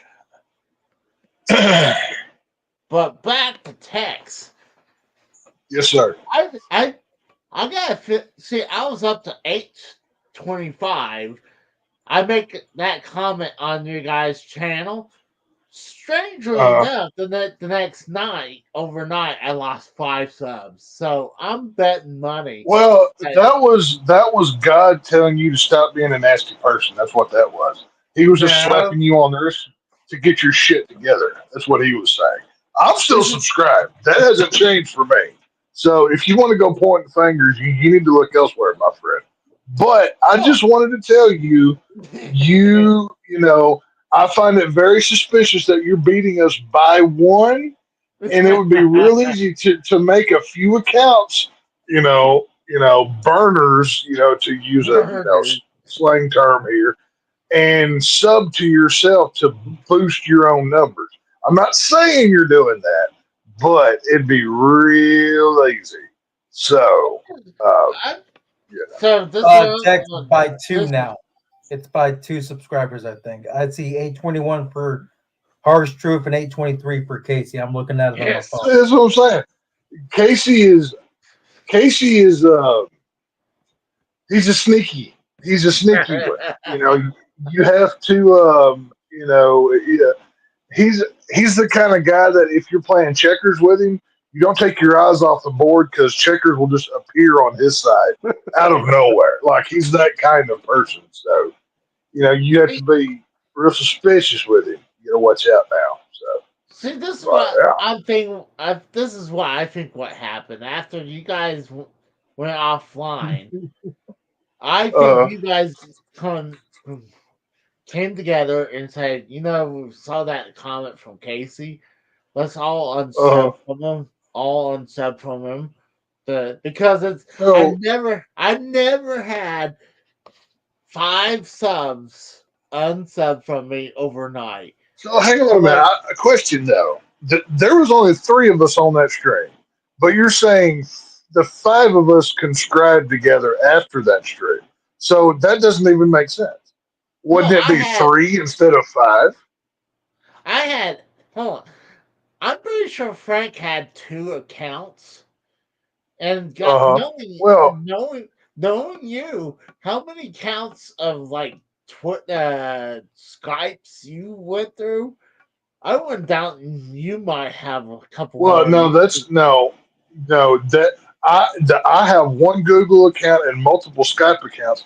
I have the multiple Skype accounts because I just keep forgetting them. I don't keep Skype on my phone. Like my phone is full as it is, like memory wise. So anytime I would use Skype, I would just re-download it, log in, use it for the time period because I may not use it again for 2 months. So there's no point in me keeping the app. But as far as Google, there's only the one account because I'm lazy and I've got other things to do. But it is what it is. Either way, but I'm just saying. I think you guys got together. Maybe Ah. had Jen have her unsub too. That's what I'm Oh thinking. yeah. So So you're saying, that your conspiracy is confronting my conspiracy, and they're having a stare down right now. This is what you're saying. pretty much because I was. Okay. I'm All right. saying I had 8:25 when I said that comment. I woke up the very next night and I was at 8:20. I was like, "What the fuck?" So okay. So are you discounting? Okay. So you're saying Huh? because there was obvious. Well, I'm trying to see your logic here. Obviously, there was myself, Frank, Jeremy. You're Jen. saying Jen was in on this. That's only four. So And I also said that I know Frank has a second account on YouTube, so he okay, could have done so it. That's five right there. assuming your argument here, Yeah. there's two other people that are in our chats that you're completely discounting. So for your conspiracy to hold any water whatsoever, would the number not be seven instead of five? Well, no, Or we're talking is about it or is it just a convenient way to try your best of doing a conspiracy and saying, oh well, there's five of you over there just because the number is larger, so technically any number under that you could point a finger and accuse. Do you see where I'm getting here? see, I had where I'll lose one or two every once in a while, not five Uh, overnight, not five. well, So you it's like, do know you do know that YouTube will just unsubscribe you for no reason whatsoever. That happens on my crap all the time oh of yeah, stuff that I but don't want to be unsubscribed from. So I, if I if you're this illustrious YouTuber as you pretend to be, you have all of these vast of followers. Is it that also not possible too? well, I don't see the I don't think there's no coincidence when, like, it just happened overnight. Like, I seen. Well, I hate to pull back the curtain too much here. You do realize this is a one-sided dick measuring contest, right? You're the one that's making this a thing. Just so you know that, right? Well, because I lost 5 subs, and I'm pretty sure you guys are the one. Well, no. This is even prior to the five subs that you say you lost, which I have no proof of, so I'll take your word for it. But you're the one that's constantly bringing it up. So maybe you're a little, I don't know, you're feeling a little I'm a little less than in butthurt. some areas, No, and you're no, trying to make up for it. no, You know. I was butthurt when it happened because I was Well, like, you were butthurt because you went with Hobo Jim behind the 7-Eleven and he rode you too hard. That's beside the point. I don't want to hear about that. But that's why I you was know, glad you showed up because I was like, oh, I'll get to talk to, try to, well, if you think you're going to take me into the interrogation room, put the spotlight on me, and think you're going to break me, I got news for you. That ain't ever going to happen. So, so you're just for saying, argument's sake, you say, if that did happen, why would we not have got seven people to unsub from you instead of five? That that that seems like a lazy effort to go to all that work to just pull a few YouTube subscribers from you. Like that makes no sense now, does it?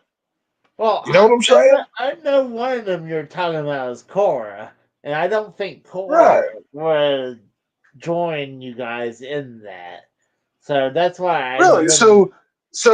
So Cora hasn't came into one of your live streams to pay you back and spam Frank's channel.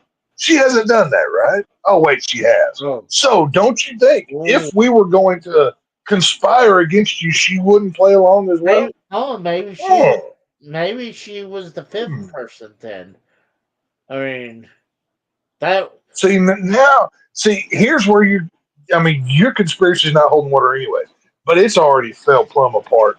You're just reaching for straws at this point. So, uh, good try, but So you I'm not.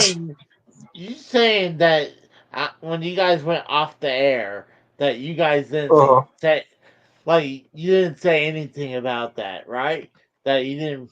okay, just for reference sake, because I've slept since then. You're referring to Tuesday because we didn't do a show Thursday.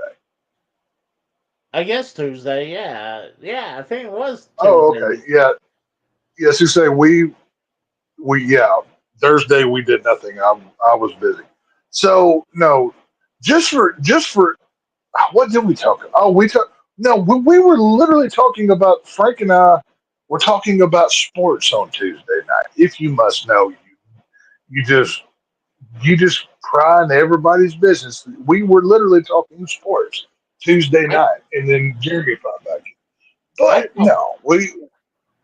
I call I know bullshit. your ego. I know your ego that you think everybody talks Casey is wrong. Well, whatever. Think what you I don't think think. that. But I believe think it or not, your name did not come up once the lights went down on our broadcast. So I'll I'm sorry. see. I know.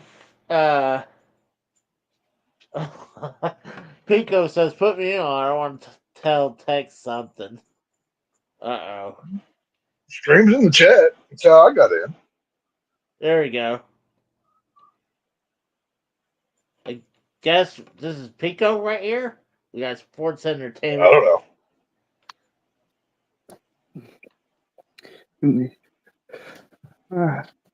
Hey guys, first of all, thanks. We do subscribe in this channel, but how many times we did subscribe between 5 and the 6 times? We always did in the subscribe like this before. Do what? I'm sorry. What was that? I gotta go. City creators. Oh, good man. I No, I'm think. sorry. What were you saying? Okay, but here's the deal. I just heard Tex when he said that between to subscribe like this or that. Here's the deal. Unfortunately, we just know between how many times we did subscribe this or that because here's the deal. Do you know I always got a like at least between the subscribe this before? It's like a couple of times we subscribe like this. First of all, my friend who lives in the part of the stream, he was like, "Oh yeah, we always subscribe like this before. I always land to the 100." And I was thinking you in 200 or this before. I was like, no. You know exactly I always got 100 or in between 150 because you know exactly what we did because every Yeah, view in between did this before is we know exactly there's more view on sides. But first of all, here's the deal. How many times a view that you got Okay, that in your stream, Casey? uh, Uh, I don't know about that. what was I'm, that? I couldn't understand that. I'm sorry, dude. You're cool, dude. I couldn't understand what you were I saying. no, that was that. I'm gonna need to talk to me like I'm 5 years old on that one. That one, I, yeah, that one went over my head. yeah. I thought I had too many beers for a second there. I was like, what? Well, I'm, I'm sorry, yeah, dude. you're not the only one. That's. I don't know if I'm too far gone. I don't. Either way, no. So Casey, Yeah. are you willing to admit you are? It's actually kind of funny you're doing the Vince McMahon thing. Are you willing to admit here live in front of everybody's God as your witness that you steroided up your channel by fake subscribing to yourself? I'm not answering that. Dude, Okay, Vince. don't worry about that. We didn't know. It's all good, dude. We, Oh no, we, I'm not. I'm not all mentally here right now. I'm like a 12 pack in. So yeah, I'm we just yeah, didn't know what you were saying, so don't worry about that. yeah. No, don't worry. Either way, don't let that, Casey. I'm not going to let you off the hook that easy by moving on. I know how you like to Moving get on. shifty and whatever. So Well, hold on. you I did say in the comments on you guys' channel that day, making a light saying it's easy when you buy subs. So it was like, but then that's right. You did. Okay, so you did actually admit to it. So you are a lying, cheating bastard. I knew you was. Okay, but that's fine. honestly, that I Well, mean, see, here's the thing, Casey, and this is what shows me and you and everybody else that I'm a better person than you. I'm not comparing my success to yours. I'm happy that you got the 820 whatever. I applaud you, and I hope you get 5 million. I don't care if we get any. I just like doing this for fun. You're the one that's measuring yourself by other people. Therefore, that makes me the better person. So I win either way. It's all good. that is not true Mhm. because Yes, isn't it no, fucking isn't it I am you? happy. No. Uh Wasn't it you that like when huh. Frank like flew by me because Tombstone got 19,000 views, saying that where he just got 100 subs out of nowhere. Like, and Hmm. was it you? You're like,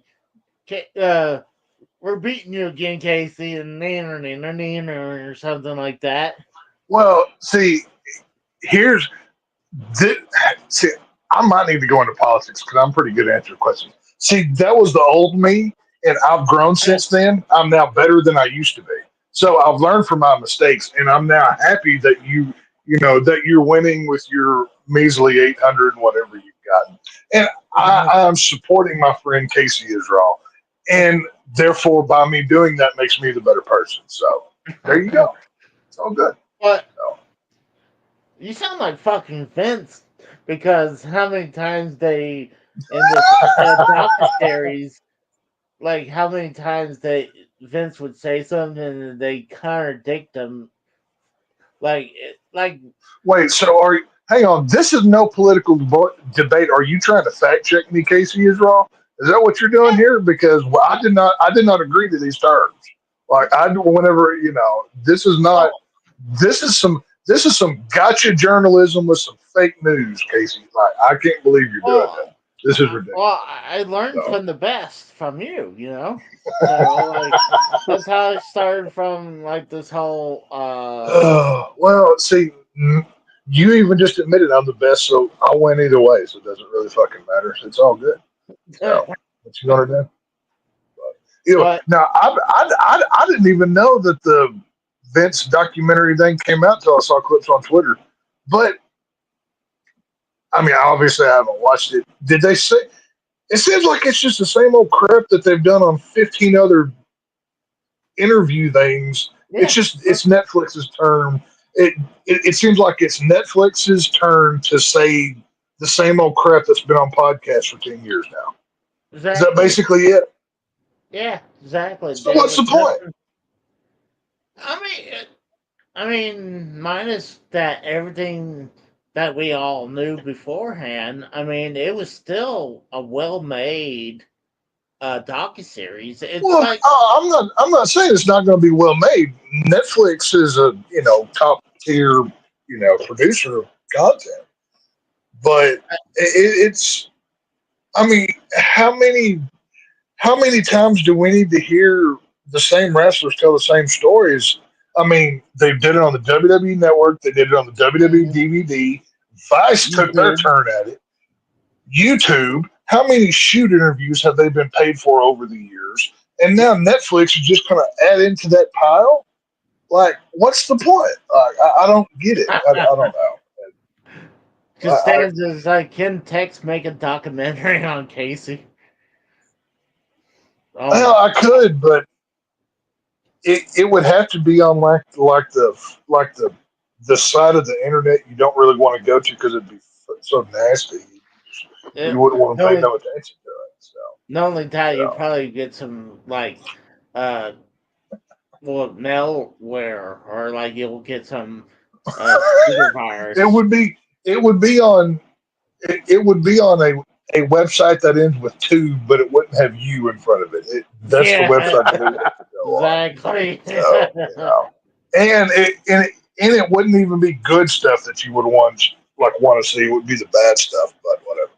But no, It it's like maybe that's probably why maybe that's so why I don't care because how many times yes, okay, like there are certain things in wrestling that we know. Hulk Hogan's a liar. Vince yeah. McMahon is a terrible person, Mm, and that's just the way the world is. Like every time you speak to Hulk Hogan, he he picked up Andre the Giant, turned him a flip over, three times before he slammed him on the ground before he played with Metallica. That's just what Hulk Hogan does. Which at this point, I firmly believe Hulk Hogan is so deep in dementia and such a liar. He doesn't even know what the truth is. That's what we should expect at this point. And with Vince well, McMahon, do you really think that he's just going to come out and say, "Yeah, I knew Pat Patterson was a diddler, yeah. and I took a dump on some horse head that I paid for"? Like, unless the unless a Vince McMahon documentary comes out where he verbally states, "This is what I did to that hooker, and here's how I shat upon her face," I'm not interested. I don't care. I've heard it all. I know everything else. I don't need to hear about WrestleMania and the Monday Night Wars. I'm over it. I've heard it 1,000 times. Let's move Exactly. forward. You know what Well, I'm here's saying? It's old news. oh no, I agree. I mean, it was all old On the news, phone, and honey. the problem is that they had so much stuff they wanted to talk about. But I brought this up before. They would bring something up, talk about it for like a couple minutes, and they're like, "All right, we're moving on to this. What happened here?" And it's like Brad Right. said, it was actually like more about the WWE than Vince McMahon. They just put it. They're talking about WWE's history with a sprinkle of Vince in there and controversial stuff. They talk about It, all. that's the whole thing. It's like, I mean, I run into the same issue with like the making of movies and stuff. That's more my speed comparatively to this. I know how all these films are made. I've watched all the documentaries. I've watched all the interviews. So at this point, if I'm talking about it, I'm just retreading old stuff. It's one of those things. So I mean, how long is this Netflix documentary about Vince McMahon? There's 6 episodes, and they're pretty Jesus much Christ! and they're an hour long. They're. I Yeah, I'm mean, not going to sit there. What? Did, I okay, still did you learn anything new? Is my question. no. So what's the point? Like for I six think. hours? I mean, I don't think this documentary is for the people like us who will It was watch made for for wrestling outsiders. It feels like it was. exactly. It feels like it was Netflix is like, let's make something for all the non-wrestling people, so that when wrestling shows up on Netflix here pretty soon, they have a little Or background yeah, about it. that or the Netflix is like we just spent five. How much they spent? $5 million or $1 billion for the Oh, WWE. How much did they spend on it? 5 billion. That's why you got 6 hours of a Vince McMahon documentary because they spent $5 billion and they're going to milk it for every dime they can. That's why you got a 6 hour documentary. And But yeah, I don't know. I think what it is like, I mean, if you look at the poster on the right side of the screen, it Mhm. I think it's for the people who on Netflix liked uh Tiger King, and I like Tiger King. Oh yeah, Uh, no, I watched it. Yeah, I mean, w- that was whenever our government overlords wanted to lock everybody down for 2 years, so we had nothing else to do but watch TV. I mean, we didn't have a choice at that point. But yeah, no, I mean, if you didn't get wrapped up in the Tiger King stuff, I don't know who you are. But yeah, it's. Oh, hold on. Let me I, say this, Mr. Pico. I saw you try to come on. For some reason, it wasn't. It wouldn't let me put you on. Something happened. So try again. But no, I maybe we'll love the actually get Tiger. Pico this time because whoever that first guy was not Pico. Oh, well, right here it says device not connected. So he's trying to come in, but I'm thinking he might be trying to go through the mobile app, and I think a lot of times the mobile app doesn't work. That right? I don't even have a mobile app. I just click on the link and go to the website. Oh no, it's the website, Uh, but Yeah. for some reason it's still not showing. I see your name there, Pico, but it says device is not connected. So, but Huh. try again or like if it's your phone, try to reset it or something. Uh, who But knows? But no, yeah, no, that's the thing. That's I, my whole point is why. Okay, so y'all may argue that this is reaching a new audience, right? So yeah, you're telling me there's an audience out there that doesn't have YouTube, has never seen any of the wrestling stuff on the YouTube. They've never seen the Vice Channel stuff. They've never watched anything wrestling before. That this is how many people in the world that I, as big as the WWE is, I'm hard pressed to believe that there is enough people out there that it's worth sitting down for 6 hours to tell tired old stories. When there's a WWE legend show, the DVDs and the history of, and the rise of, and the fall of, they've done this 1,000 times. Like how much more can you milk it? Is my question. on text. Sorry, Pico. I don't know what happened, dude. It just kept on saying not connected. So, try again next time. Like I Yeah, wasn't trying to try. I wasn't trying to. Uh, you weren't being blocked or anything. For some reason, it just says not connected. So, but no, I don't know. I think what it is it's for. It's like Brad said. I think it's for outsiders and for I Right, don't but know. how many more outsiders can there be that? Okay, now I'm not saying everybody knows who like AJ Styles is, or some lower level name. Who's a lower level wrestler? I can't even think of one right now. Like Well, some like a like. Okay, I'm not saying like everybody knows who like Val Venus is, or Rikishi, or some name yeah. that you may not know, but everybody knows who the Undertaker, Stone Cold. Oh yeah. They've heard all these things. So I would guess that a lot of it was the Stone Cold and the Undertakers. If I had to take a shot, I assume you've watched all of it by now. Oh, I watch slash listen. I Keep when talking for a minute. I gotta handle something. I gotta leave.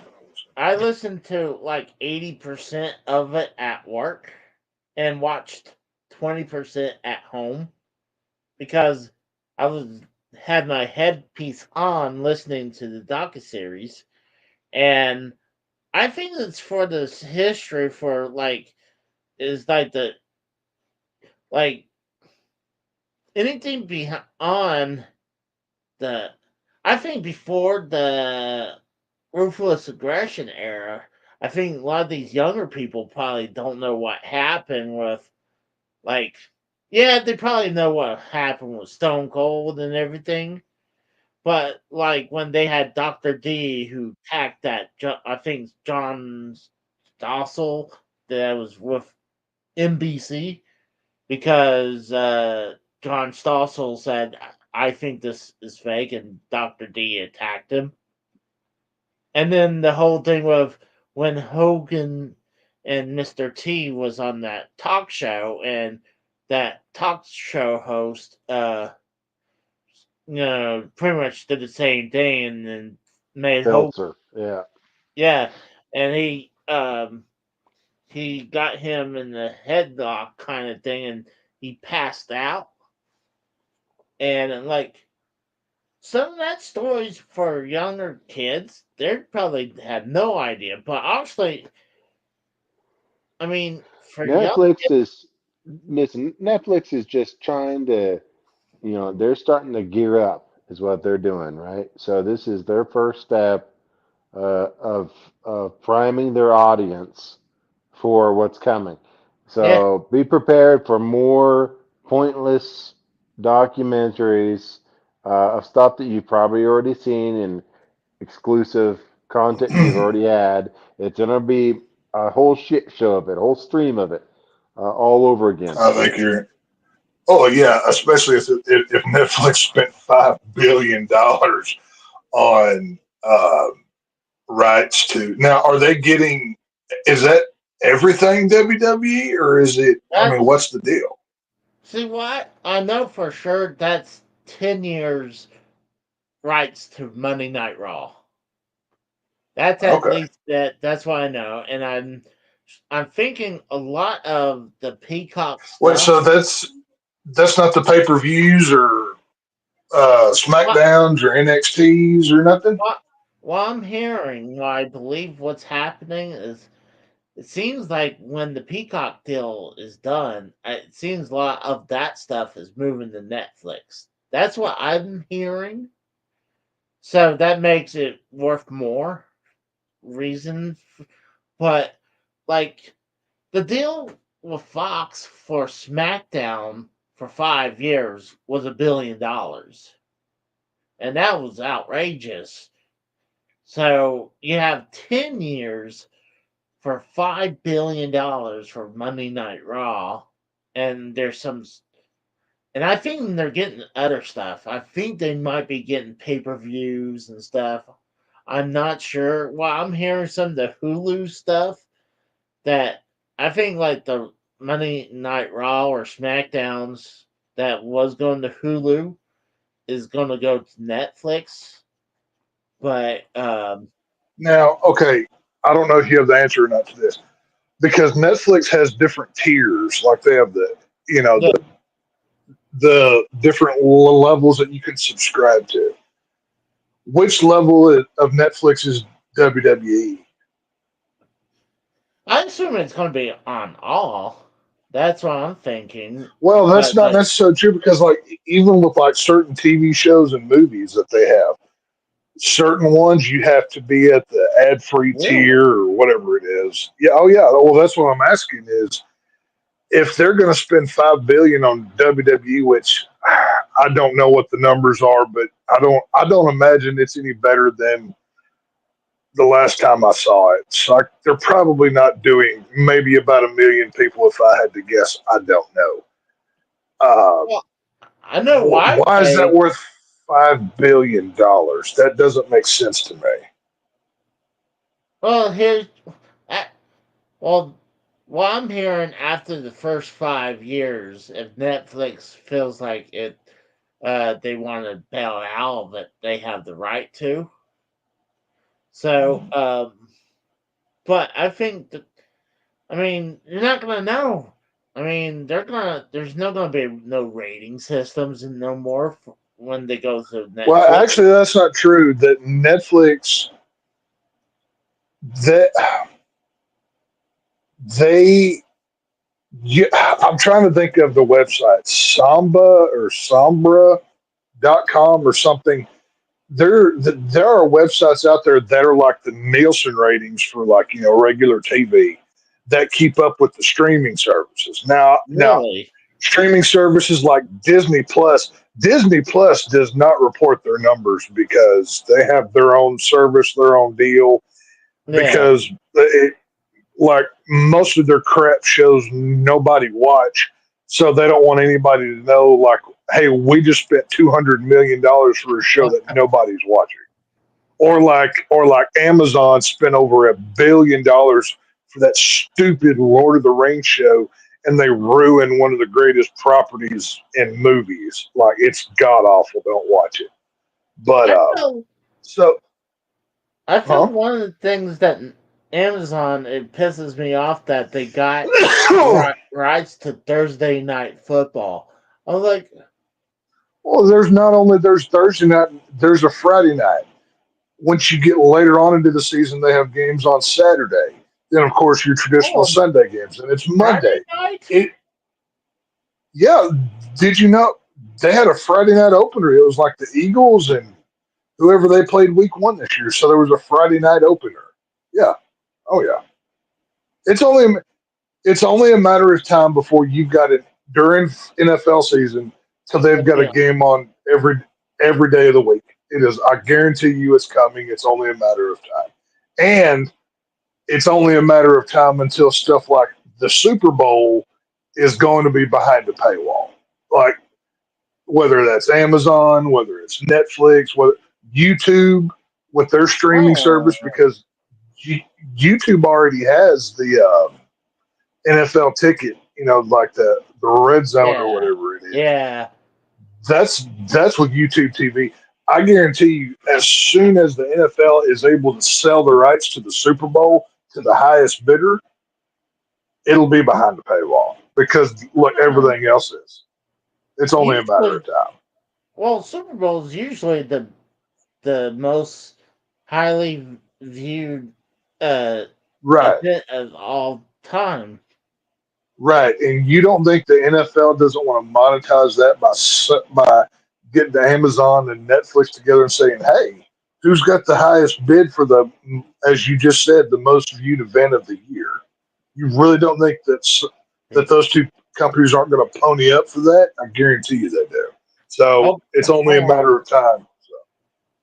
I got Pico trying to come in.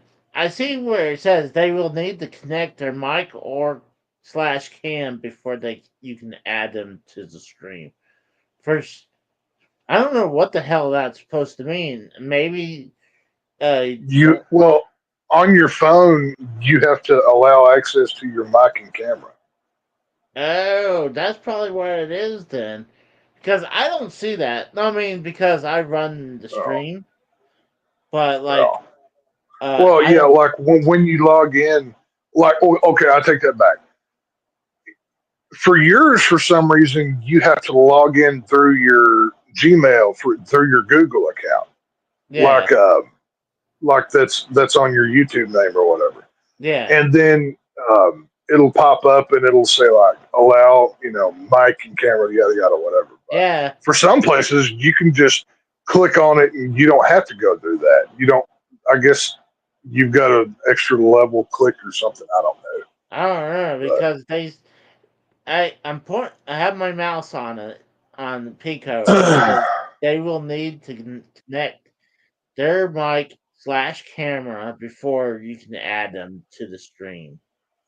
So I hopefully you can I don't. figure it out, Pico. Sorry, Pico. I don't. I mean, I don't know what's going on, but I But still yeah, well, I don't see Super well, like Bowl. I said, it's.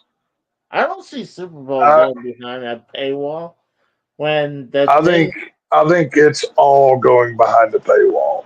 I think. Well, I'm not saying like free over the air TV is going away. That's not going to happen.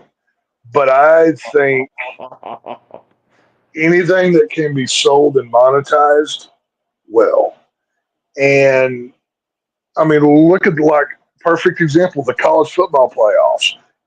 That's on ESPN now. You have to subscribe one way or another to ESPN in order to get that. So why not the Super Bowl? You know what I'm saying? So you know, I don't know. I can see it. I think it's just worth way too much on TV than putting it behind a paywall. But I mean, for Oh me, no, no, I get that, but there's a lot of people or not a lot of people. There's a lot of companies out there that I think would be in the Super Bowl business. I can see it. well, for all TV for me is right now is behind a paywall. Anyways, I got YouTube TV, so it is behind a paywall. I'm Hey, sure I that. had YouTube TV until it got to like $80 a month or whatever the crap it is. Like I Yeah, had it when it first came out. It was like, was it like $29 a month or something? It was like cheap. I don't remember, And but yeah, oh no, it was. I know for sure it was less than $35. I want to say somewhere around in there. And you could like, oh, I want this channel, that one, blah blah blah, whatever, and you could record all your shit. I loved it because I was always on the go. I could watch wherever I was. But yeah. I got off the train once it got to like $50. I'm like, I might as well have cable at this point. Like, Oh, this is ridiculous. So I mean, I tried to watch it. I mean, I just remembered that I have that uh, HDMI antenna thing that I was using before. So, yeah. but I hated that thing because a lot of times it would act up. But uh, Well, I've got the only streaming services I pay for. I pay for Shudder, which is a streaming service just for horror films, and that's only $7 a month. Literally, it's $6.99 a month and that's with tax. It's great. Um, and I subscribe to a couple other movie deals, um, Screenbox and Troma now are the only streaming services I have. Other than that, I get Netflix for free because I'm one of those people that just steals. Or not, I don't steal it, but I know somebody with it with an account. Basically, it's one of those things. So I'm not fucking paying for it. Who gives a shit? But it what was, you got? I decided to pay the minimum, and like the ads are not that horrible. I mean, and it's not I like don't mind the ads. I'll be honest with you. Like, do you have Tubi, the streaming service? I maybe on my phone. I just lost Brad, so he might have to take Did off. it drop off? Yeah, So but sorry, bro. that's right. But I appreciate Brad coming by. Oh, he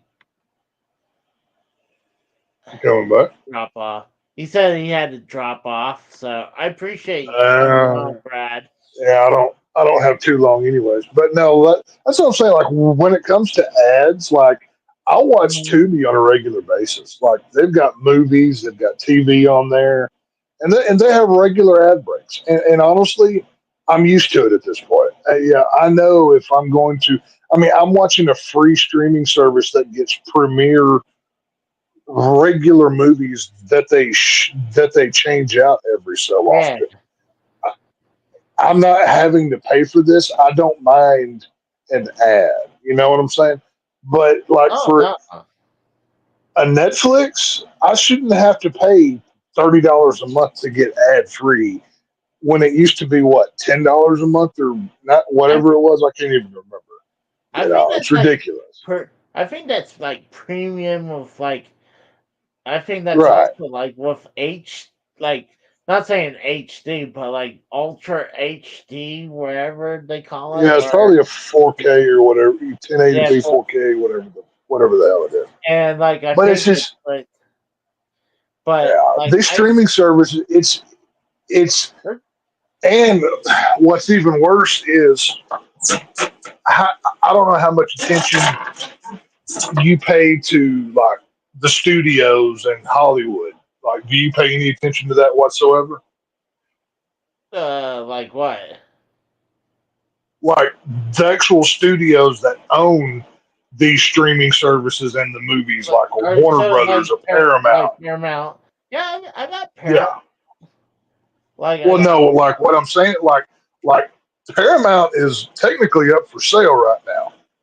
Nobody like watches like. Well, I'll take that back. They have one really good show on there with Sylvester Stallone. It's called Tulsa King. He basically plays. He's like a New York gangster that gets relocated to Tulsa. It's a pretty yeah. good show. I like it. Oh, I've seen almost all of it. But I what I you're think seeing now with mhm. streaming services is mergers, and I mean, Hulu is now part of Disney Plus, and you get ESPN with it because the economy for the streaming services, just like it collapsed, just like the housing market did back in '08 or whatever. Oh yeah, There were well, too many. You know, you when can't do like you that. said, there's too many. It's getting to the point you're Yeah, paying for cable now. right. Well, that's what I'm saying. You'd be better off paying $100 a month and get everything than $20 here, 19.95 over there, blah blah blah blah blah, Yeah. whatever. And it's I mean, not to mention the economy that we're all living in when Mm-hmm. food is triple the price of what it used to. You don't get HBO anymore because we need eggs this month, or whatever it is. Exactly. So, Exactly. it's just part of Oh, it. come. Oh, Pico says Casey's ignoring the chat like chicks ignoring his penis. No. Hey, Oh. that Casey told me himself he declared his penis legally dead. He hasn't seen it in 5 years. All right, just saying, but No, whatever. it's just crazy. It's like no, it's like you said. Like I had like 5 bags of groceries, and that Yeah, was over $100. And one, I think, 2 of the bags was for Duke that I right. got in the Well, treat. and yeah, And you look, can't go ahead. you can't afford to live anymore. So you have to. Oh well, the light bill this month is $350. Adios, Paramount Plus or whatever it may happen to be. Yeah, You just you we don't live in a time of excess right now. We live in a time of you're probably treading water and taking on water at this point, but you're just trying not exactly. to drown. Like Exactly. I'm not even I'm not even going to say we're like just keeping our chin above water. I think everybody's kind of bubbling up. You know what I mean? Oh But yeah. it's it's hard all over. So to kind of get back to the WWE thing, is it really a smart idea to have all of your content on multiple different streaming services that you have to pay for? Is that not going to hurt them? You know what I'm saying? No, I don't think so. I think it actually helps them. It gets them more money actually, and Well, get yes, okay. more In eyeballs on theory, it gets you more money if people can afford to pay it, which it. goes Yeah, back to my point about the economy. And if you can't afford, if you're working 60 hours a week, and you're barely getting by, and you have to pay $20 a month on Netflix to get Monday Night Raw, you have to pay. You said Fox is on USA. Is that the channel you said? SmackDown's on USA. Yeah, So you have to buy some sort of service that gets you the USA network. yeah, Then you want to see that pay per view on Sunday. Then you got to go right, buy Peacock.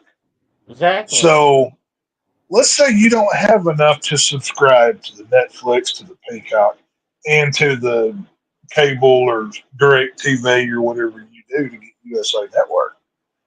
You're screwing yourself. Like, you, I, it would make sense to have one of those three things on like network television like they used to on Fox, so you can at least get some sort of audience. You know what I mean? I don't know. That's just Well, me. and not only that, then let's say if you want to watch AEW, like, hey, you had to get some. If you don't have cable, you had to get something like YouTube TV, and then their pay per views are full price. They have like $50 for their pay per views. So, I mean, a lot of people. I tried to actual pay for to watch them. I know a lot of people would say I'm an idiot to do it, but I'm just trying to. I at least I feel like when like in the 2010s, I felt WWE's product was so horrible. I thought that we were getting cheated out for the pay-per-views to the point where Right. I was finding places to watch them. And Well, and let's be honest here. in my Every one of us, every one of us, well, every one of us listening and or speaking has found some kind of nefarious ways of watching something like this in the past. yeah, That's just the way that it is. It's just you can't go throwing stones because we all have to throw one back at ourselves. It's just the way that it goes. But Pico saying text, you want to meet Randy White and get your jersey signed? oh, I've already met Randy White like 4 times. I've got a football signed by him. I've got a I don't have my Randy White jersey signed, but I've got a helmet, a football, and Holy shit. one other thing autographed. But yeah, no, Manster, big fan of Randy White. He does But all kinds of stuff around here. But yeah, but that's what I'm saying is I don't know how good of a long like okay, obviously WWE just got paid $5 billion, so they're doing something right. So like, oh yeah, I'm not going to sit here and say they're stupid, but in the long run, how is it going to affect them getting money otherwise if you have to subscribe to a minimum of 3 platforms just to get a consistent story?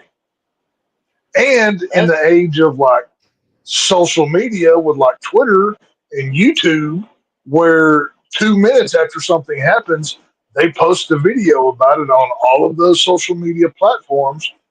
If somebody's going to say, hey, I can't afford Peacock and Netflix, so I'm just going to wait for the highlights. Or like you said, exactly. I'm going to a website, whatever it is. And that's going to happen a lot because I mean, depending on how this election goes, and God, I we just got to hope it goes the right way because otherwise we're all going to be, fighting for breadlines here. But He was saying yeah, it's that good. he was saying that I guess He's going to be in Allen, Texas. Yeah, yeah. Randy White. He does. He's probably going to. He does a sponsorship. Well, he's sponsored by Dodge trucks. Like he did. Like if you hear like a radio advertisement, get the all new Dodge Ram, blah blah blah blah blah. You hear Randy White reading it, especially during football season. That's one of his deals that he does. So he's probably going to some Dodge dealerships signing autographs. He does that a lot. But that's what I'm saying though, is the economy we're living in, Mm-hmm. to me, it feasibly doesn't make sense if you want to have the largest numbers possible to put every bit. Now, it would make sense if it was like the WWE network. Then that's a great idea. $20 a month, you get Raw, SmackDown, and all the pay per views, all under one house. That works. But when you split it up amongst three, now you got to start picking and choosing. That's what I think is problematic. See, the thing is, right now they don't. It's not going to bother them because um, they're all signed for multiple years. I mean, shit. Oh yeah, well, right, no, and to be fair to that point, it's not WWE that has to worry about it. Netflix has to worry about how do we get $5 billion out of about 1 million people because that's the audience. Yeah. Well, I mean, here's the thing: is too that Netflix not only has the rights for 10, they have the option to re-up for 10 years after that. So technically, they can have 20 years of Monday Night Raw on Netflix. So Jesus. yeah, Now, like, and I mean, that's because, I don't watch regular. I mean, I, the last thing I watched was the Monday night after WrestleMania, and that was like I think that's the last time I watched. No, I take that back. I caught the last SmackDown on Fox, part of it. I watched the beginning of that. That's the last thing I've seen. But whole show wise, the last whole show that I watched was the Monday night after WrestleMania. And after that, I checked out. I'm casual. I don't care. I'm whatever. I'm doing my thing. I mean, especially during this time of year, it's football season. So, but Usually, I'll watch Monday Night Raw. SmackDown, I'll give or take. AEW on Wednesday, give or take. Because, like, I'm doing other yeah, things. but you're more of a wrestling fan though than I am. I would. Yeah. I mean, hell, you're sitting in a room with how many fucking belts behind you Yeah. right now? About Exactly. 20. You know what I mean? I don't. I don't. The only wrestling merch I have my old Sting action figure from whenever I was a kid sitting on my shelf. That's all that I own. You know, it's one of the. I would have to go digging for the T-shirts that I own, but like somehow Netflix has to get $5 billion worth out of about 1 million people. Good luck. Eh, I mean, they had to figure it out because, I mean, that's not WWE's problem. That's Netflix's problem. If they, Now there is one advantage. One thing that I could see, and I'm sure they had this conversation. Does WWE make movies anymore, or did they give that up? I have no idea. I mean, honestly, they're most of them were awful. I think the best one they made was Condemned with Stone Cold. So I liked Condemned with Stone Cold. I liked the first one that they did with John Cena. 12 rounds. Was that what it was Yeah, called? I think. 12 rounds was good. I think it's And with the Marine because no, no, it wasn't the Marine. The one I'm talking about was 12 rounds. There was like okay, some guy kidnapped his girlfriend, and he had to do go through all these different steps. It was like I have no, it was like it was like an 80s action movie. You know, whatever. It wasn't I anything have right no. on that. But my favorites are the two that they did with Kane, the horror films. See No Evil. I don't know if you ever watched those or not, I but see no evil the first one, but it was okay. I was like, well, they were. I'm not saying they're great movies. They're generic slasher horror. They're they're generic PG-13 slasher horror films. Like they're not even bloody. They're like very tame. But my point is, WWE has a perfect partner to get back into this business of making movies. Netflix makes a ton of original content. They have mm, access to all of that stuff. I guarantee you're probably going to see a rise in WWE films over the next few years. I would bet. see, thing is, they make shit movies, but they make some Right, very but great documentaries. Like if you well, watch it, and that's my whole point. Now they don't have to make the movies anymore. They can go to Netflix, which does make good movies, and use the WWE stars. You know what I'm I saying? think, I think that's where the studios went wrong. I mean, I can understand the one with Kane, but when it's like Right. how Pico brought up right here, the chaperone.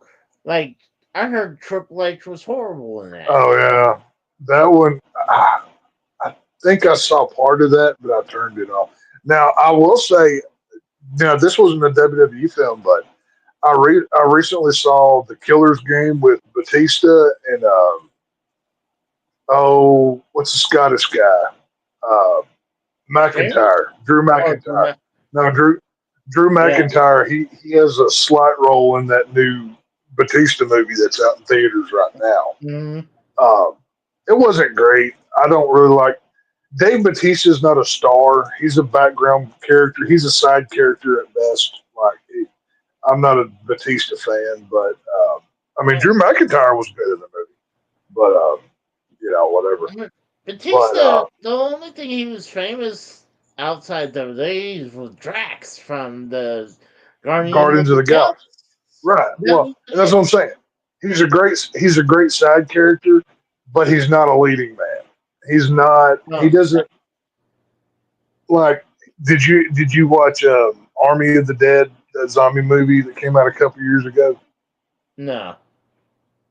He plays the lead in that, and he has the charisma of like a stepped on baked potato, like just absolutely horrible. So no leading man charm. He doesn't have. He doesn't work, but it is what it is. But Tell you I don't know. one thing, It is I thought the person who played Cable in Deadpool 2, I swear to God, for a little bit, Josh Brolin. I thought that looked like John Cena for a while because he looked. No, that was Josh Brolin. Oh, I know it wasn't John Cena, but it looked like him though. It was like, Well, Cena is like. There was even a rumor that like John Cena was going to be the new Terminator in a new Terminator oh movie. my, Like people even went as far as to like CG him with like the T-800 skeleton coming through and all. Which, to be fair, he's not bad. He wouldn't be a bad cast as a Terminator. I could see that, it'd be but better than how many times they keep on reusing well, no. Arnold. To be No, they just need to stop making Terminator movies. That's what they need to do. But they're not going to do that. Yeah. So they're they're going to keep beating that horse till it's a pile of goo. They're like they don't care that it's dead.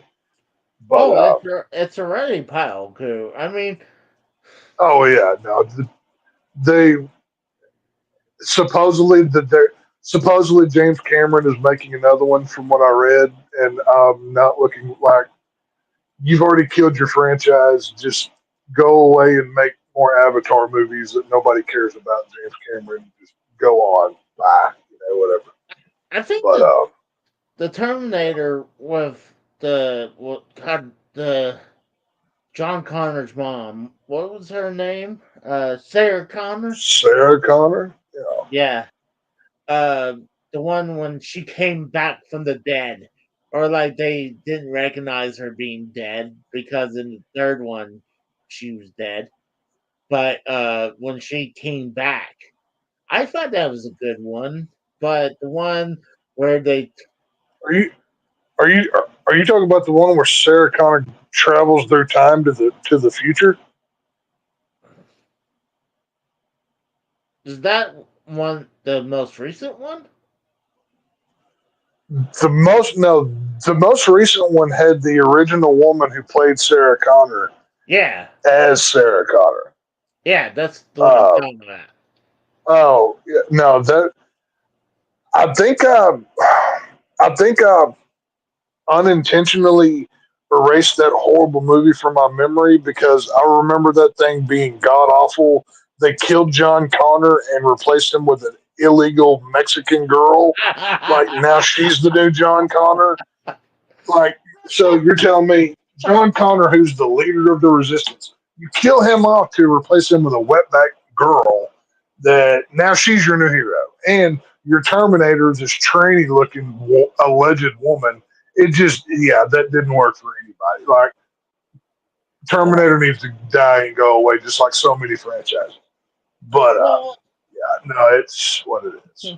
when they made John Connor, I guess when they killed him or made him into a Terminator, it was like, You're okay, talking about that's the no, Terminator before that movie. That was Dark yeah, Fate. Uh, yeah, that that was Terminator Dark Fate. oh, that I was bringing that one up because I was not a fan of that one. While I like the one Yeah, that's the after one that. where Sarah Connor and how is it Cal? It wasn't Cal Reese. I can't remember who it was, but they jump into the like 2015 or 2019, whatever year it was. But no, the Terminator movies suck. They need to stop. They should Yeah, have but stopped it with the third one. I mean, honestly, they should have. stop with the second one, but if it I ends in like the Terminator Salvation, the one with Christian Bale. I know it. I know it doesn't. I know the future it's doesn't look okay. like. I'm even I have problems how the future just looks like now. There's not like purple, green laser guns like in the future scene from T2. I would have liked to have seen that, but instead we're still shooting AKs and AR-15s. Like maybe we could have gotten a little more futuristic with it, but whatever. Okay, I get the multiple timelines, makes sense, whatever. Oh, But I thought you were disappointed that we didn't get them in reality. Like oh you know no, how but if if I could get a laser gun, yeah, I'm buying one. Like, yes, please take my money, yeah, no doubt. Like, I'll take three. No, I'm good.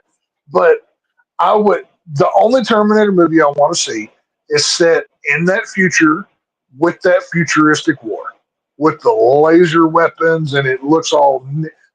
Take that scene from Terminator 2, make a whole movie out of it.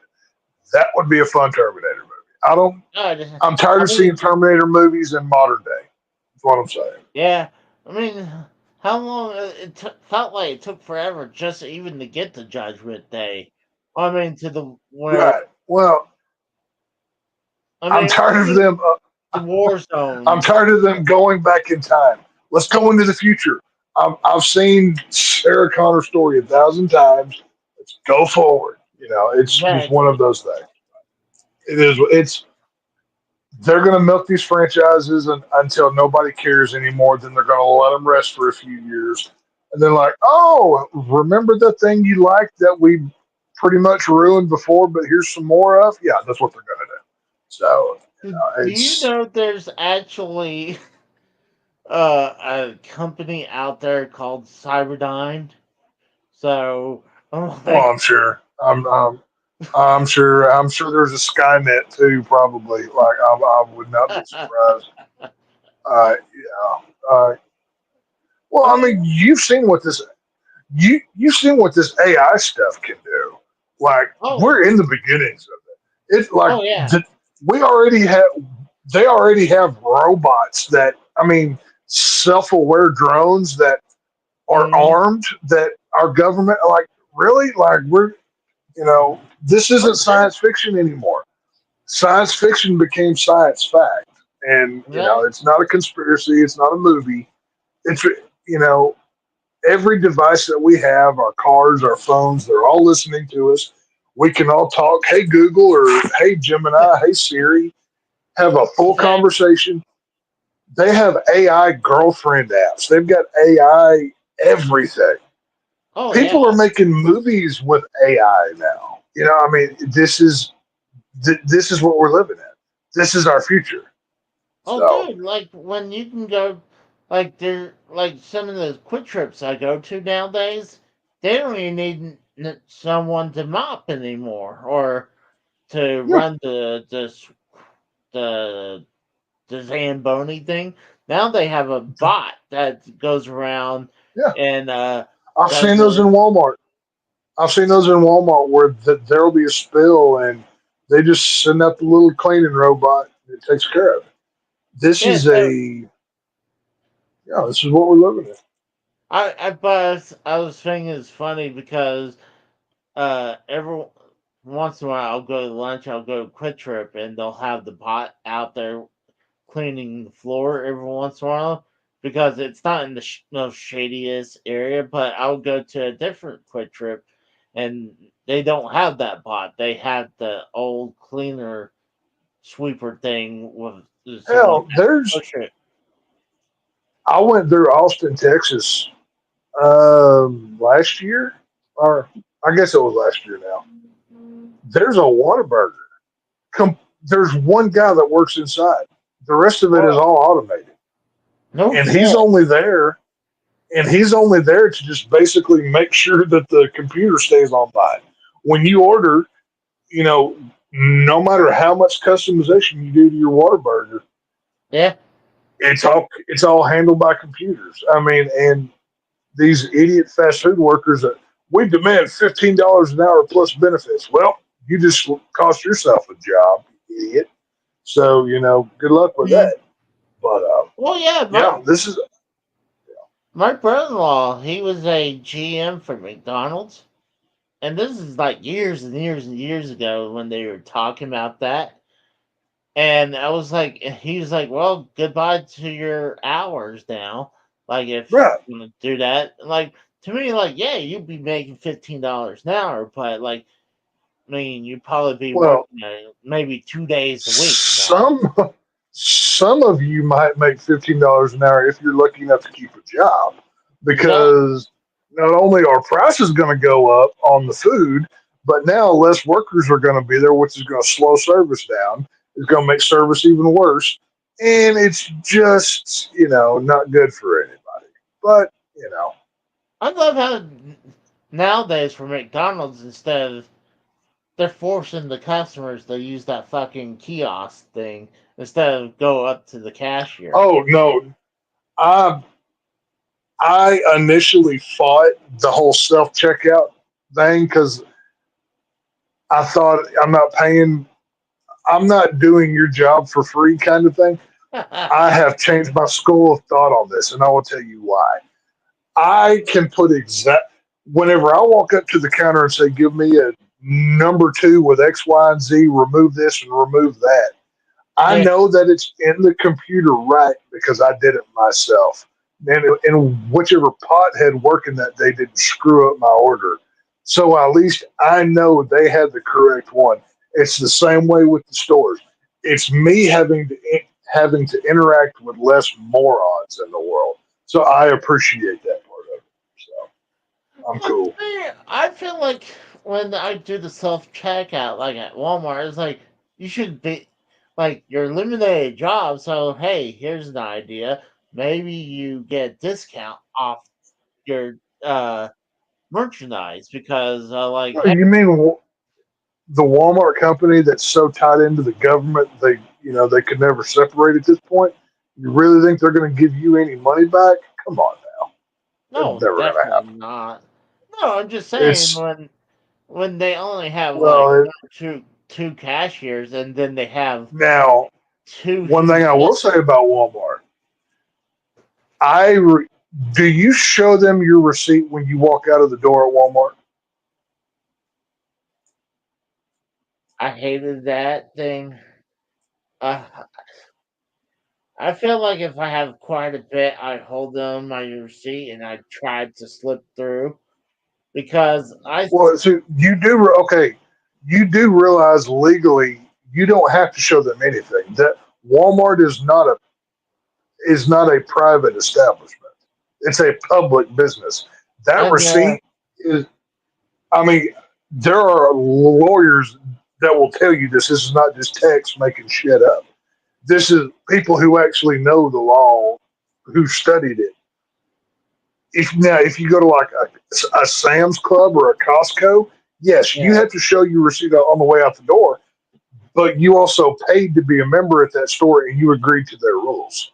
For yeah. places like Walmart, Target, you don't have to show them dick all to anybody. If you paid and you walk through that door and it doesn't go beep, beep, beep, they can't do nothing. You owe them nothing and they cannot stop you. That's why they ask, sir, can I see your receipt? All you have to do is say no and keep walking. They can't stop you. So To I, me, it's I don't I I don't do it, I but I'm a I contrarian. can't, I don't want to do it.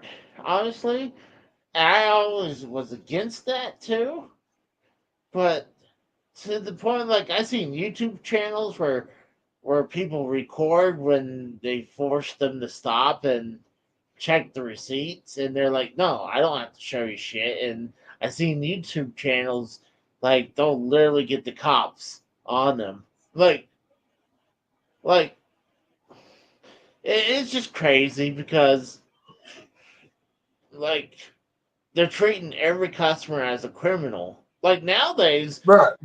if you go into like a shady area of town, Walmart, they'll have everything uh locked up. Oh, everything's even. I had to get a cell phone case for my phone because I dropped my phone the other day, and I cracked the back of the case, so I had to buy a new one. And it's been like a year since I bought a cell phone case or whatever. So I went to Walmart, and this was in a good area, nice country area, whatever. Mm-hmm. And I go back there, and they have them the same cases that they keep like the $500 Bluetooth and the computer stuff in. They've got Yeah. $20 phone cases. I'm like, are you Yeah. freaking serious? Like, I'm here to buy a phone case. You're really that worried about me stealing $20 from you? Like, it shows what you think of people. You know what I'm saying? Like, it's ridiculous. I've been to a shady area Walmart where they have their socks locked up behind the case. Jesus Christ. Yeah, And well, if you're going to that if you're going to that part of the world, you're definitely a minority. You know what I'm saying? But there was one point I was it like, is what it is. I asked them to say, "Can I get this pack of socks?" It's like, are you ready to cash out? Like, no, I just want to get a pack of socks. Like, Yeah, well, they're like, when we open this up and give this to you, you really need to cash out, check yeah, for out socks. Like for if socks. if they're that if they're that worried about some socks being stolen, they they need to start dealing with their crime. I mean, that just shows an even bigger issue of look at the world that we live in, both with the people that we've let here illegally, but the Hmm. culture that that we're infested with, where we have to lock up socks. God forbid, it was bad enough whenever just used to be razors at the drugstore. Like, Yeah. they'd go get a stupid key out to buy a dadgum razor. Dude, I went and bought super glue. I got so mad the other day. I needed super glue, nothing fancy, like a $4 tube. Right? Yeah. I get the tube of super glue and I go to the self checkout because I don't want to deal with anybody. I just got off work and I was having a bad day. This girl who was still in high school comes over and asks me for ID. I wanted to grab her by her hair and say, "Little girl, I have kids your age. I refuse to show her my ID." I said, "Do you think I'm old enough to buy this?" "Oh, yeah, probably." And blip, blip, blip. Had to Uh-huh. punch in some stupid number thing. Dude, I see. I have gray hair in my beard. I'm obviously 18 years old. We're good. But it made me so mad when a girl who couldn't even legally vote is asking me for my driver's license. I don't freaking think so. I ain't doing this. I'll call your daddy and tell him to beat your ass is what I'll do. But I've whatever. seen some of them don't come over and they'll put probably some random numbers because they know I'm over the age.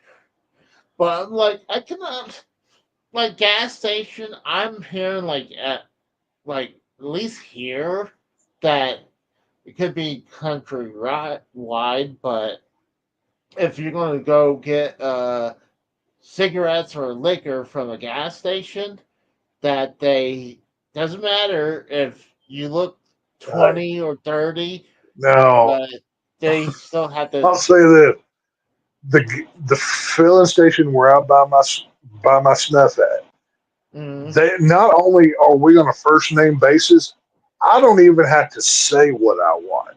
The minute I walk in, there's two girls that work at that store.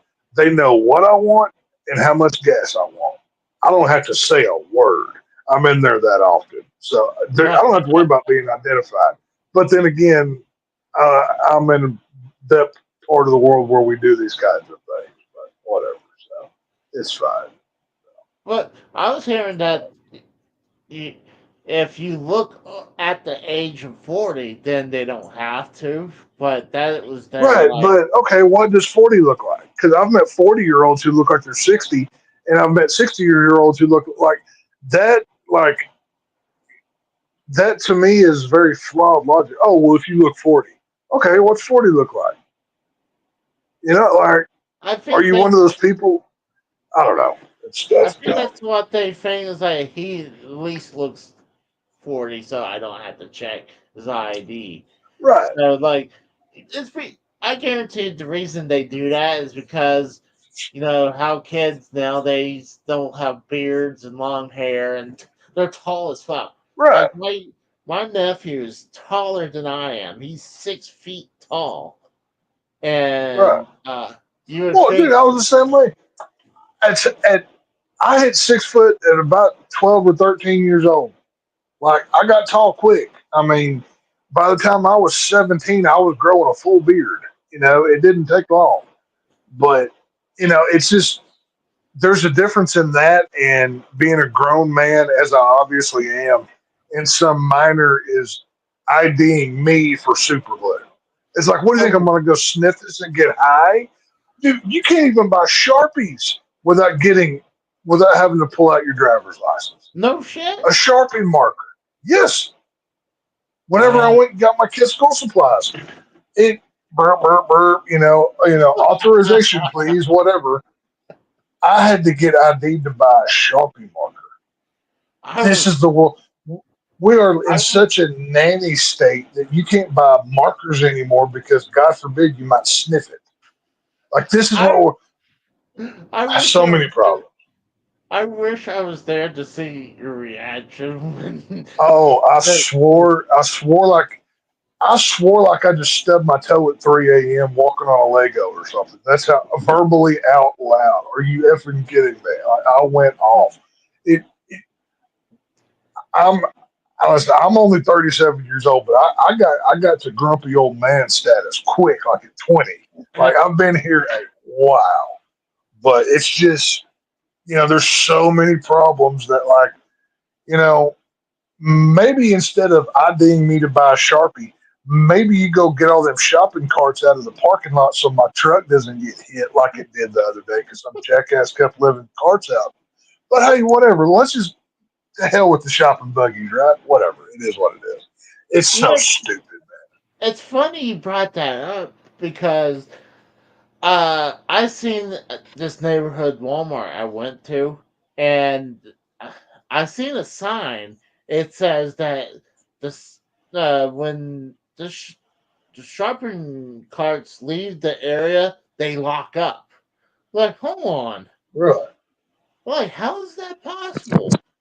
Like, there's some device in I'm there. sure they have a GPS device with a locking system, which, once again, I guarantee you they're passing the cost of those on their groceries inside. So thanks, Walmart. See, that's why. Oh, Do you ever grocery shop at Aldi? oh yeah. Oh, the whole thing with the quarter thing. The quarter, perfect way to do it. You put a quarter in, you're always going to get your quarter back. Dude, I can. Every time I go to Aldi to get groceries, I end up with like 3 or 4 quarters that people just left. Like every time I make money off of this, Really? dude. Oh, seriously, no. Every time a minimum, I walk away with at least one extra quarter. The most I've ever gotten, I got $1 one time out of 3 quarters of carts that people just pushed the card in, but they didn't plug the little chain back in to get their quarter back. So I got That's like a $3 out of it. I'm like, all right, there you go, perfect. I love it. I'm good with that's it. laziness because I'm like you Yeah. figure like Oh you're yeah. going out these you're trying to save money so you're like Right. Yeah. but I've seen Oh yeah. people I think there's a some people use the end of keys to put I don't know if that actually works but I'm Well, like you remember back in the day at the old video arcade machines where we would put the slugs in the machines. Did you ever do that? what Back when the video arcades were still open, you could put slugs in as quarters. It was like a little round piece of metal. It wasn't oh even a real no quarter. I didn't You didn't know ever do about that? that. Oh yeah, we used to do that all the time. We'd have these little. It was like a little slug you'd like throw in, and yeah, yeah. We got away with that so many times. I loved it, but Let me oh, ask you this: is there going to be more documentaries of Vince McMahon on Netflix? I I think they should because allegedly they have hundreds of hours with Vince. They should the problem is, I'm thinking how anytime they brought up anything controversial, I'm sure Vince either said, "I'm not answering that," or skirted around it. Well, there's probably certain things legally he's not allowed to talk. Vince is not sitting there by himself. He's got his lawyers just right off camera for Yeah, all of this. And if he doesn't, he's a moron. But yeah, it's just like Brad. I think Brad said earlier before he left. WWE spent $5 billion on this. This is just the beginning of WWE content that you're going to get out of Netflix. oh, There's definitely. going to be. I I fully expect you'll probably see like all of the documentaries they've made that WWE made themselves over the years. Yeah, You'll probably see some new kind of. I could even see like a talk show where different wrestlers come in, kind of like an ESPN thing or something. Who knows what you'll see? You might see like an after Raw breakdown show, kind of like a Sports Center or something. yeah. Who knows what you'll see? I think But with whatever. as much of how much they said how many hours of Vince, then you have all these other people who's talking heads in there too. Oh yeah. So it's like like they should just make a God more content with that.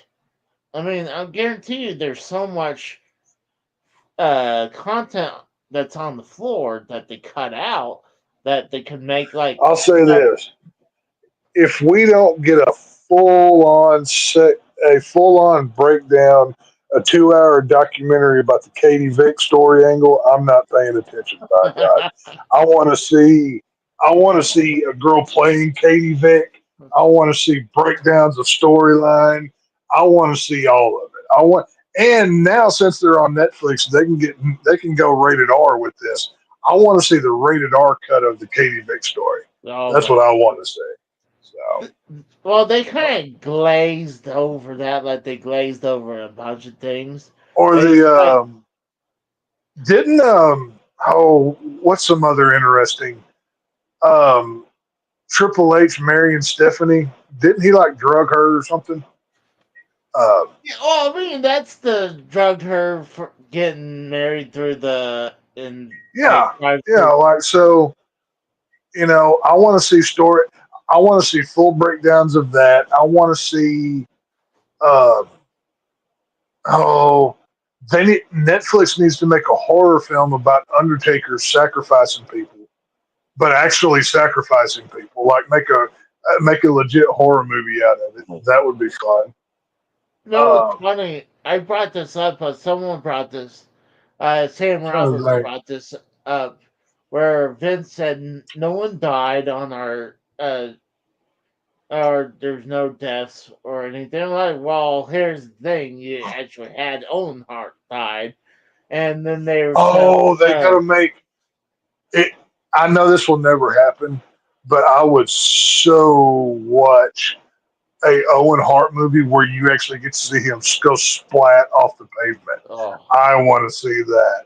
Like that would get my attention. That I'm there for. want to hear a Um, funny, want to hear a funny Owen I Hart was, story from me?"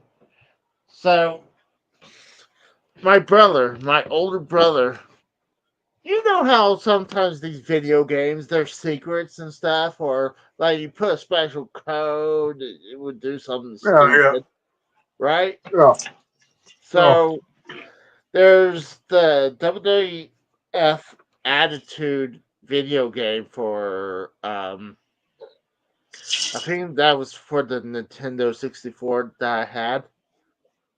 Mm. My brother told me if you do a certain code or something, uh God, this is embarrassing. That you could use Owen Hart's dead body as a weapon. I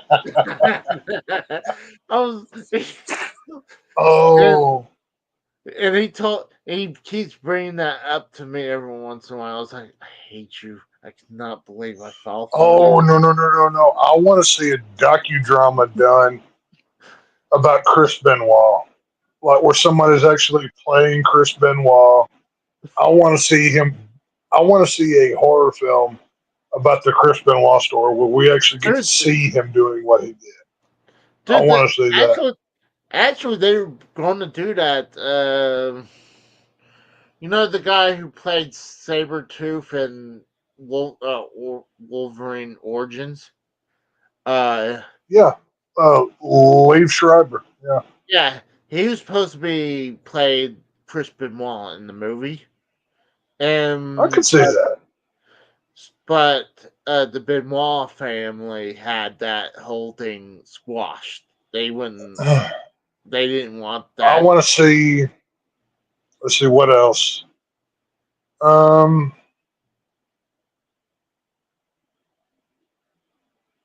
hmm. What's some of the other good controversial storylines they could make movies out of? The Ring Boy Who? scandal, right there. Oh God, yeah, that would be terrifying to watch. Yeah. Who? Somebody ate their own. Somebody fed somebody their own dog. I can't remember who it was. Yeah, Um. that Big Boss Oh, I Man. can't remember. He, this Yeah. big Boss Man cooked Yeah. Al Snow's dog and fed it to Al Snow. You think about it. You could do like a. You know. You could do a whole movie around that, and then when the giant was riding his daddy's casket through the funeral or through the graveyard. Like do something with that. Oh, and don't Uh, get that. It was the Blues Brothers car too. right, the Blues Brothers. So we can do a tie into the Blues Brothers universe. You know, we can go there. Uh, how It can you not do? Okay, we can do a home invasion movie with Stone Cold and Brian Pillman, but actually get to see what happens with the gun. That would be a good movie. That I would was, watch.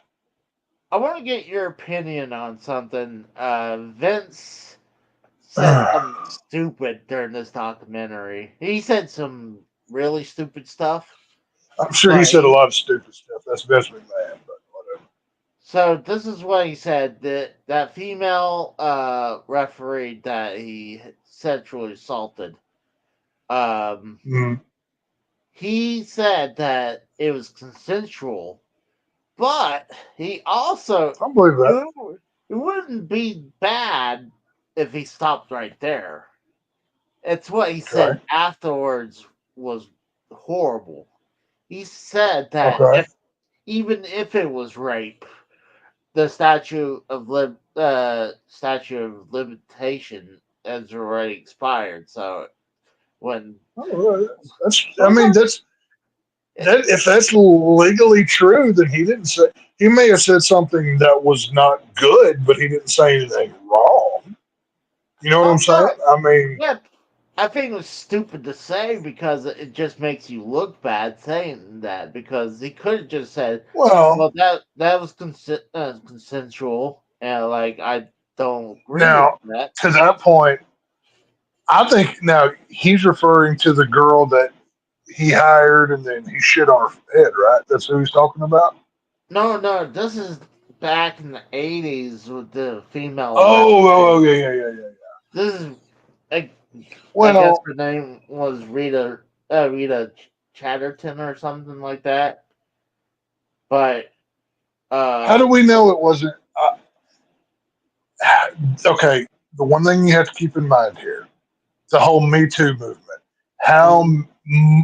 almost three-quarters of those allegations were fake by these women. Oh, You have to take into account that when it comes to, especially with these rich guys, I mean, with this whole, look at Trump and this whole E. Jean Carroll crap that he went through. Trump never sexually assaulted that woman. That never happened, but he still got found guilty of it in the court of law, which will get overturned eventually.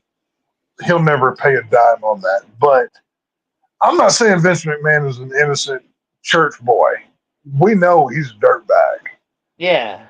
With that being said, I'm going to have to take up for him a little bit here, whether it's the old female uh, uh, referee Yeah. or like this woman where he shit on her head. Which, you know what, I wasn't there, and when that much money and power is thrown around, a lot of you don't get to that level unless you want to be rich and powerful and famous as well, and you're willing to do a whole lot of things. Well, the Now you thing may is, regret it afterwards, but I don't know. they, I mean, he didn't have to pay her a dime until recently because I guess they finally just want. I think Endeavor wanted him to settle all the lawsuits so that he can sell the company. So, Right. Well, yeah, no. I'm not. Well, listen, I'm not saying Vince McMahon will ever be back, or oh, he's should he? done. I mean, he. How old is he? He just go retire and enjoy the rest of your life. Do whatever. That's go on. But did Vince do anything? I'm not okay in the worlds of like the P Diddy's and the Harvey Weinstein's and the Jeffrey Epstein's. Vince McMahon is way lower on that list. That's all that I'm saying. And I'm Oh, not. no, I'm not. I think he's up there with them. I I don't think so. mean, Well, I'll say this: I've never heard. Think of the things that Harvey Weinstein was yeah, accused and found guilty on. Okay, let's just yeah. use him as the measuring stick. Vince is nowhere near that level of bad. Think of I think he's the closer to P. Diddy, though. I mean, well. the That's the whole, thing. With P Diddy. I mean, his whole freak out parties and 1,000 bottles of baby oil and a dildo collection. I mean, what the fuck was going on in that place? Jesus Christ, it's a nightmare. But you know, like I said, I'm not saying McMahon's a Boy Scout. We know he's a kinky mofo that probably has done everything under the book. I still think him and Shawn Michaels were banging each other. You can't convince me otherwise. I've always thought that. There's just I I think that whole Vince loves cock thing was there for a reason. But well, I I mean, don't know. people thought, yeah, maybe Vince was gay. I mean, dude, I mean, the whole thing with the Go back ring go back boy. to the once again go to to that Kevin to the both Kevin Nash and Scott Hall have told this on shoot interviews where they were with Vince privately, and Vince said, "Well, let me tell you about my first homosexual experience." And Vince McMahon told them this. I I don't think you can be in that wrestling world, and I don't know. I just think it's part of it. You know what I'm saying? I don't know. I think it's Problem kind is, of baked into it a little bit. I wouldn't trust anything what Vince says, and honestly, Kevin Nash recently was proven not to be trustworthy as well because, They're or all Buggies. they're all liars. They're all carnies. You you can't you don't survive in that world unless you're one of them. Like you can't take anything. Hell, just look at Hulk Hogan's legendary tales. Jesus Christ, you know he he wrestled 360 times in 1 year or some shit. Like No, Hulk Hogan did stuff that wasn't even possible. You know what I'm saying? Like whatever it was. he said he wrestled 400 times a day, 400 days a year, even though Yeah, we have yeah. Like 365 where days. just say where are you getting the extra 30 or so? Where are you getting those extra days from, Hulk? What's going on here? What's going on? He was But that's what saying I'm saying. he was saying I don't trust any of them, but I don't know. Hogan. Vince McMahon's a pervert, but I don't think he's realistically any worse than any of the others. That's all I'm saying. I just think because he is or was the boss, Mm, his stuff was more telegraphed. I guarantee you, Triple H and Shawn Michaels and all of these other wrestlers have just as much dirt on them. Guarantee oh you. yeah, I mean, There's no way you can be a part of that world and not get some mud on you. You know what I'm saying? I guarantee you, oh yeah, it happened that oh, I way. agree But with you. I don't know. I I think a lot of people want a white knight, and oh my God, Vince McMahon's a disgusting, vile human being. Yeah, we've known Oh, this since 2000 when he wanted to do a storyline where he got his own daughter pregnant. We know this. I mean, we've seen we saw him, what he did to Trish Stratus, making her strip down to her underwear and bark like a dog in the ring, and the kiss my ass club. We know Vince is a pervert. Not new yes, information. it's You know what I funny. mean? The 2 out of 3 things he just said was in the docu series too. Oh, So I'm sure. Well, yeah, because it's some of this is not new information. Somebody like myself who doesn't watch regular, we know these things. yeah, This is synonymous with McMahon. He's a pervert. He likes fart jokes. He likes you he know, he likes he's shit got his jokes too. stupid rule. Yeah, he likes shit jokes. He likes shit jokes so much he shits on women's heads. That's how much he likes it. He goes all the way with it, buddy. But it's just I don't know. It's whatever. I don't think McMahon will ever It's come back. no, And I also don't think Netflix. I don't think Netflix will ever get their $5 billion back for buying this product either. But whatever. So, no. That's like I said before. That's Netflix problem, not WWE's, right. because Oh yeah. No. That's now assuming there's not like. What, do we know that if it's 5 billion guaranteed, or is it like contingent on meeting certain things that they may have not disclosed? We don't know. well, But I I don't know. know. Well, what I heard is after the 5 year mark that Netflix can pull out. So, and Right. uh, obviously, if they don't do the full 10, they're not going to get their $5 billion. They'll probably get half of it. I'll That's tell you what. five. If they need to get rid of the PG stuff if you're going to be on Netflix. I'm not saying everybody gets to say fuck shit goddamn. I'm not saying that. But, you know, you need to get a little more controversial. Maybe not go full on attitude era where girls were pulling their titties out, but, get a little more adult with it. I would be more inclined to watch at this point if it was more adult. I'll say that. If it was more storyline based adult, I would consider watching more. But I f- I feel ever since I don't know. Triple H has taken over, it's a lot better. Because before Triple H didn't take over, oh my God, there were some shit years. Especially, I would say the past 5 years before 2023, uh, maybe in 2022, it was horrible. It was to the point I where, remember now one thing, and I don't think Netflix will do this, but like when SmackDown was on Fox, like I can remember, and this was after The Rock came back for that whole yeah, angle that they did at WrestleMania. Anytime the crowd would chant something with swear words, they would entirely cut the audio yeah, for the oh my entire God, broadcast.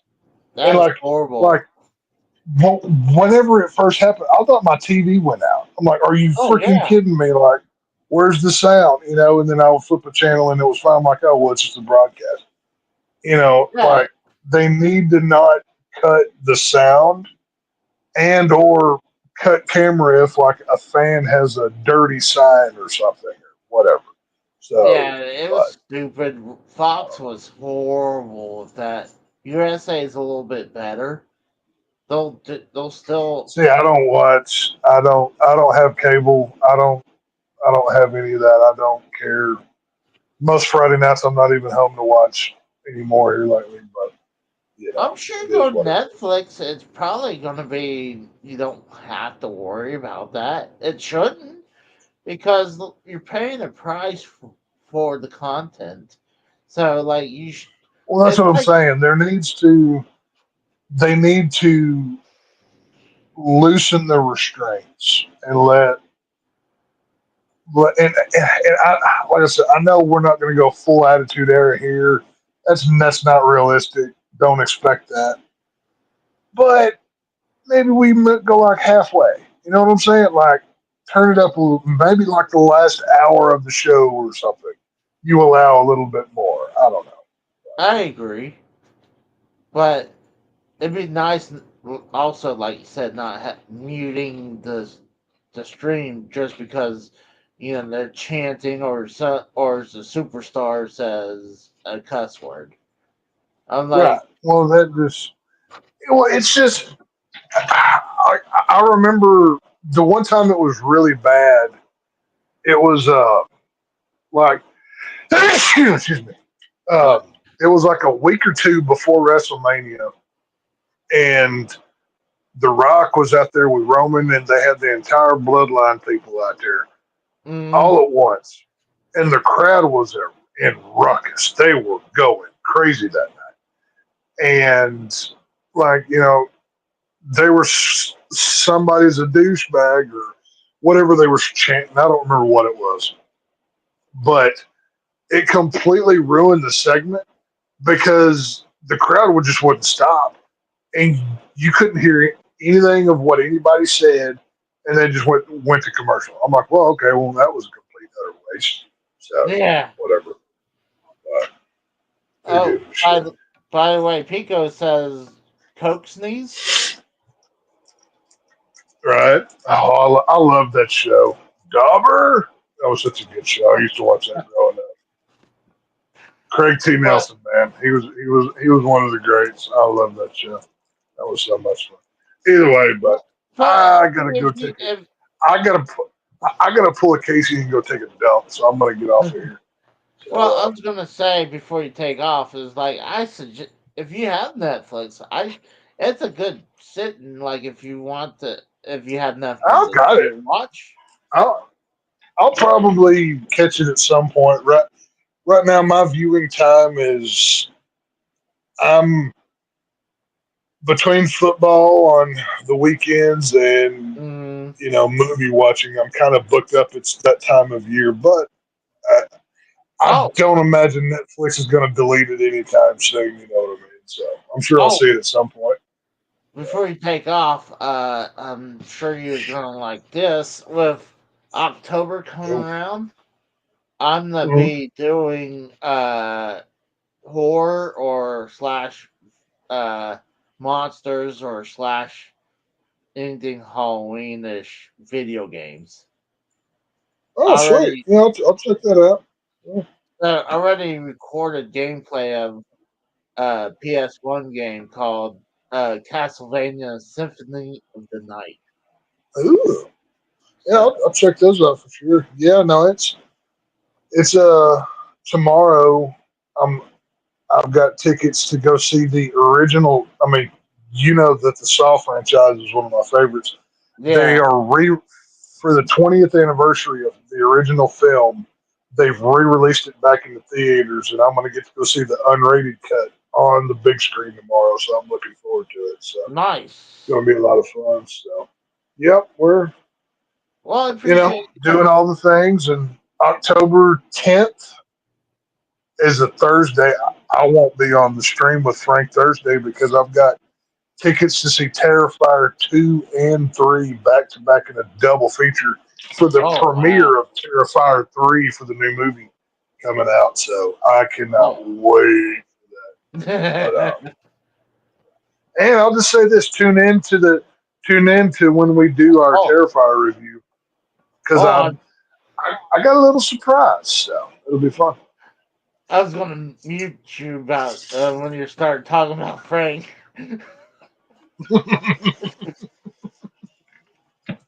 Well, Casey's just Casey's just jealous of a quality YouTube channel. he has to measure himself against. We pity him, and it's fine. It's one of those things. Well, I appreciate you coming on, man. Yeah, I didn't yeah, yeah. expect to be on. I stayed longer than I planned on, but you know how these things go, so it's all Yeah, good. it was fun. But It was yeah, definitely it was fun, bro. I appreciate you coming on. all righty. Well, y'all take it easy. Pico, have a good one, and I'll see y'all down the road. All right, C-Tex. Adios. So as for me, guys, I'm gonna start wrapping up because it's midnight, and I would suggest it was a very good docu series. Um, I would suggest all of them. I'm hearing the most people enjoyed the episode with 5 with the family business one. I kind of like episode 6 because they talk about Chris Benoit and also what happened after the whole thing in when the lawsuit and the God, then was it the New York Journal released the information? So I like 6, but I think they're all good episodes. But like, there's no. It's kind of it's like Sam Roberts says. It's like if you're a fan for a while, it's like there's no such thing as a spoiler for this because it's like going to the movie Titanic and telling someone that the boat sank afterwards because I mean, duh. I mean, it's the Titanic. So there wasn't anything really uh, noteworthy as that anything new. There were just some stupid comments like Stone Cold doesn't believe in CTE, but I bet he meant CTE probably wasn't the factor in the Chris Benoit story. But but there was a lot of stupid comments, mainly from Vince. But I highly suggest it. It was a very good docu series. Um, and just go watch some of the other people talk about, like Sam Roberts and Going in Raw did a good one, and like a lot of the YouTubers doing it. I can't wait to hear what Solid Monster thinks about it. I would love to hear what Don Tony and Wrestling Soup has their opinion on this. I cannot wait because I did hopefully Salt Monster answers my email to him about the docu series. So that's it. Let me promote what I got that I released recently. Um, I released Duke Nukem Time to Kill for the PlayStation 1 gameplay. Spoiler, that's a horrible game. I played Doom 1 and 2, a special edition version for the PlayStation 1. I'm starting to get a little traction for this. It's called California Games for the Sega Master System. This one's doing real good. Is Master of the Universe He-Man Power of Grayskull for the Nintendo Game Boy Advance. Uh, this is the Adventures of Batman and Robin for the game, no, for the Sega Genesis. Uh, this is an interesting one. This is called The Pinball of the Dead. It's for it's playoff of Dawn of the Dead for the Game Boy Advance. I've been playing a bunch of Astrobot. I'm getting close to the end of completing that. And like I said, I'm doing horror slash anything monster related for the month of October. And I just picked up the new Zelda game, so I'll probably be streaming that probably starting tomorrow. So I appreciate everyone coming by. I appreciate Brad coming on. I appreciate Kratos coming on. Tex. It was a fun night. I didn't expect to be on this late. I knew probably I knew Brad couldn't stay on forever. Uh, and same thing with Tex, but I always enjoyed when they did come on, and I finally got to talk about this because I was wanting to do it on the day when this got released because I listened to 80% of the docuseries when I was at work and the 20% when I got home. So I was raring to do it. Then I decided to wait and have it for Friday. But I'm thinking also for tomorrow, we're the pay per view for WWE Bad Blood. So that's something made me reason why to do Friday as Raw tonight. So if you guys want to go back and if you're just coming on now to listen about my opinions of Mr. McMahon and same thing with my best friend Brad and Kratos and Tex, just rewind 3 hours ago. So for those guys and Duke here, I am Casey is Raw, and thank you for coming on tonight. And I'll see you guys tomorrow for Bad Blood. So see you guys. I'm out.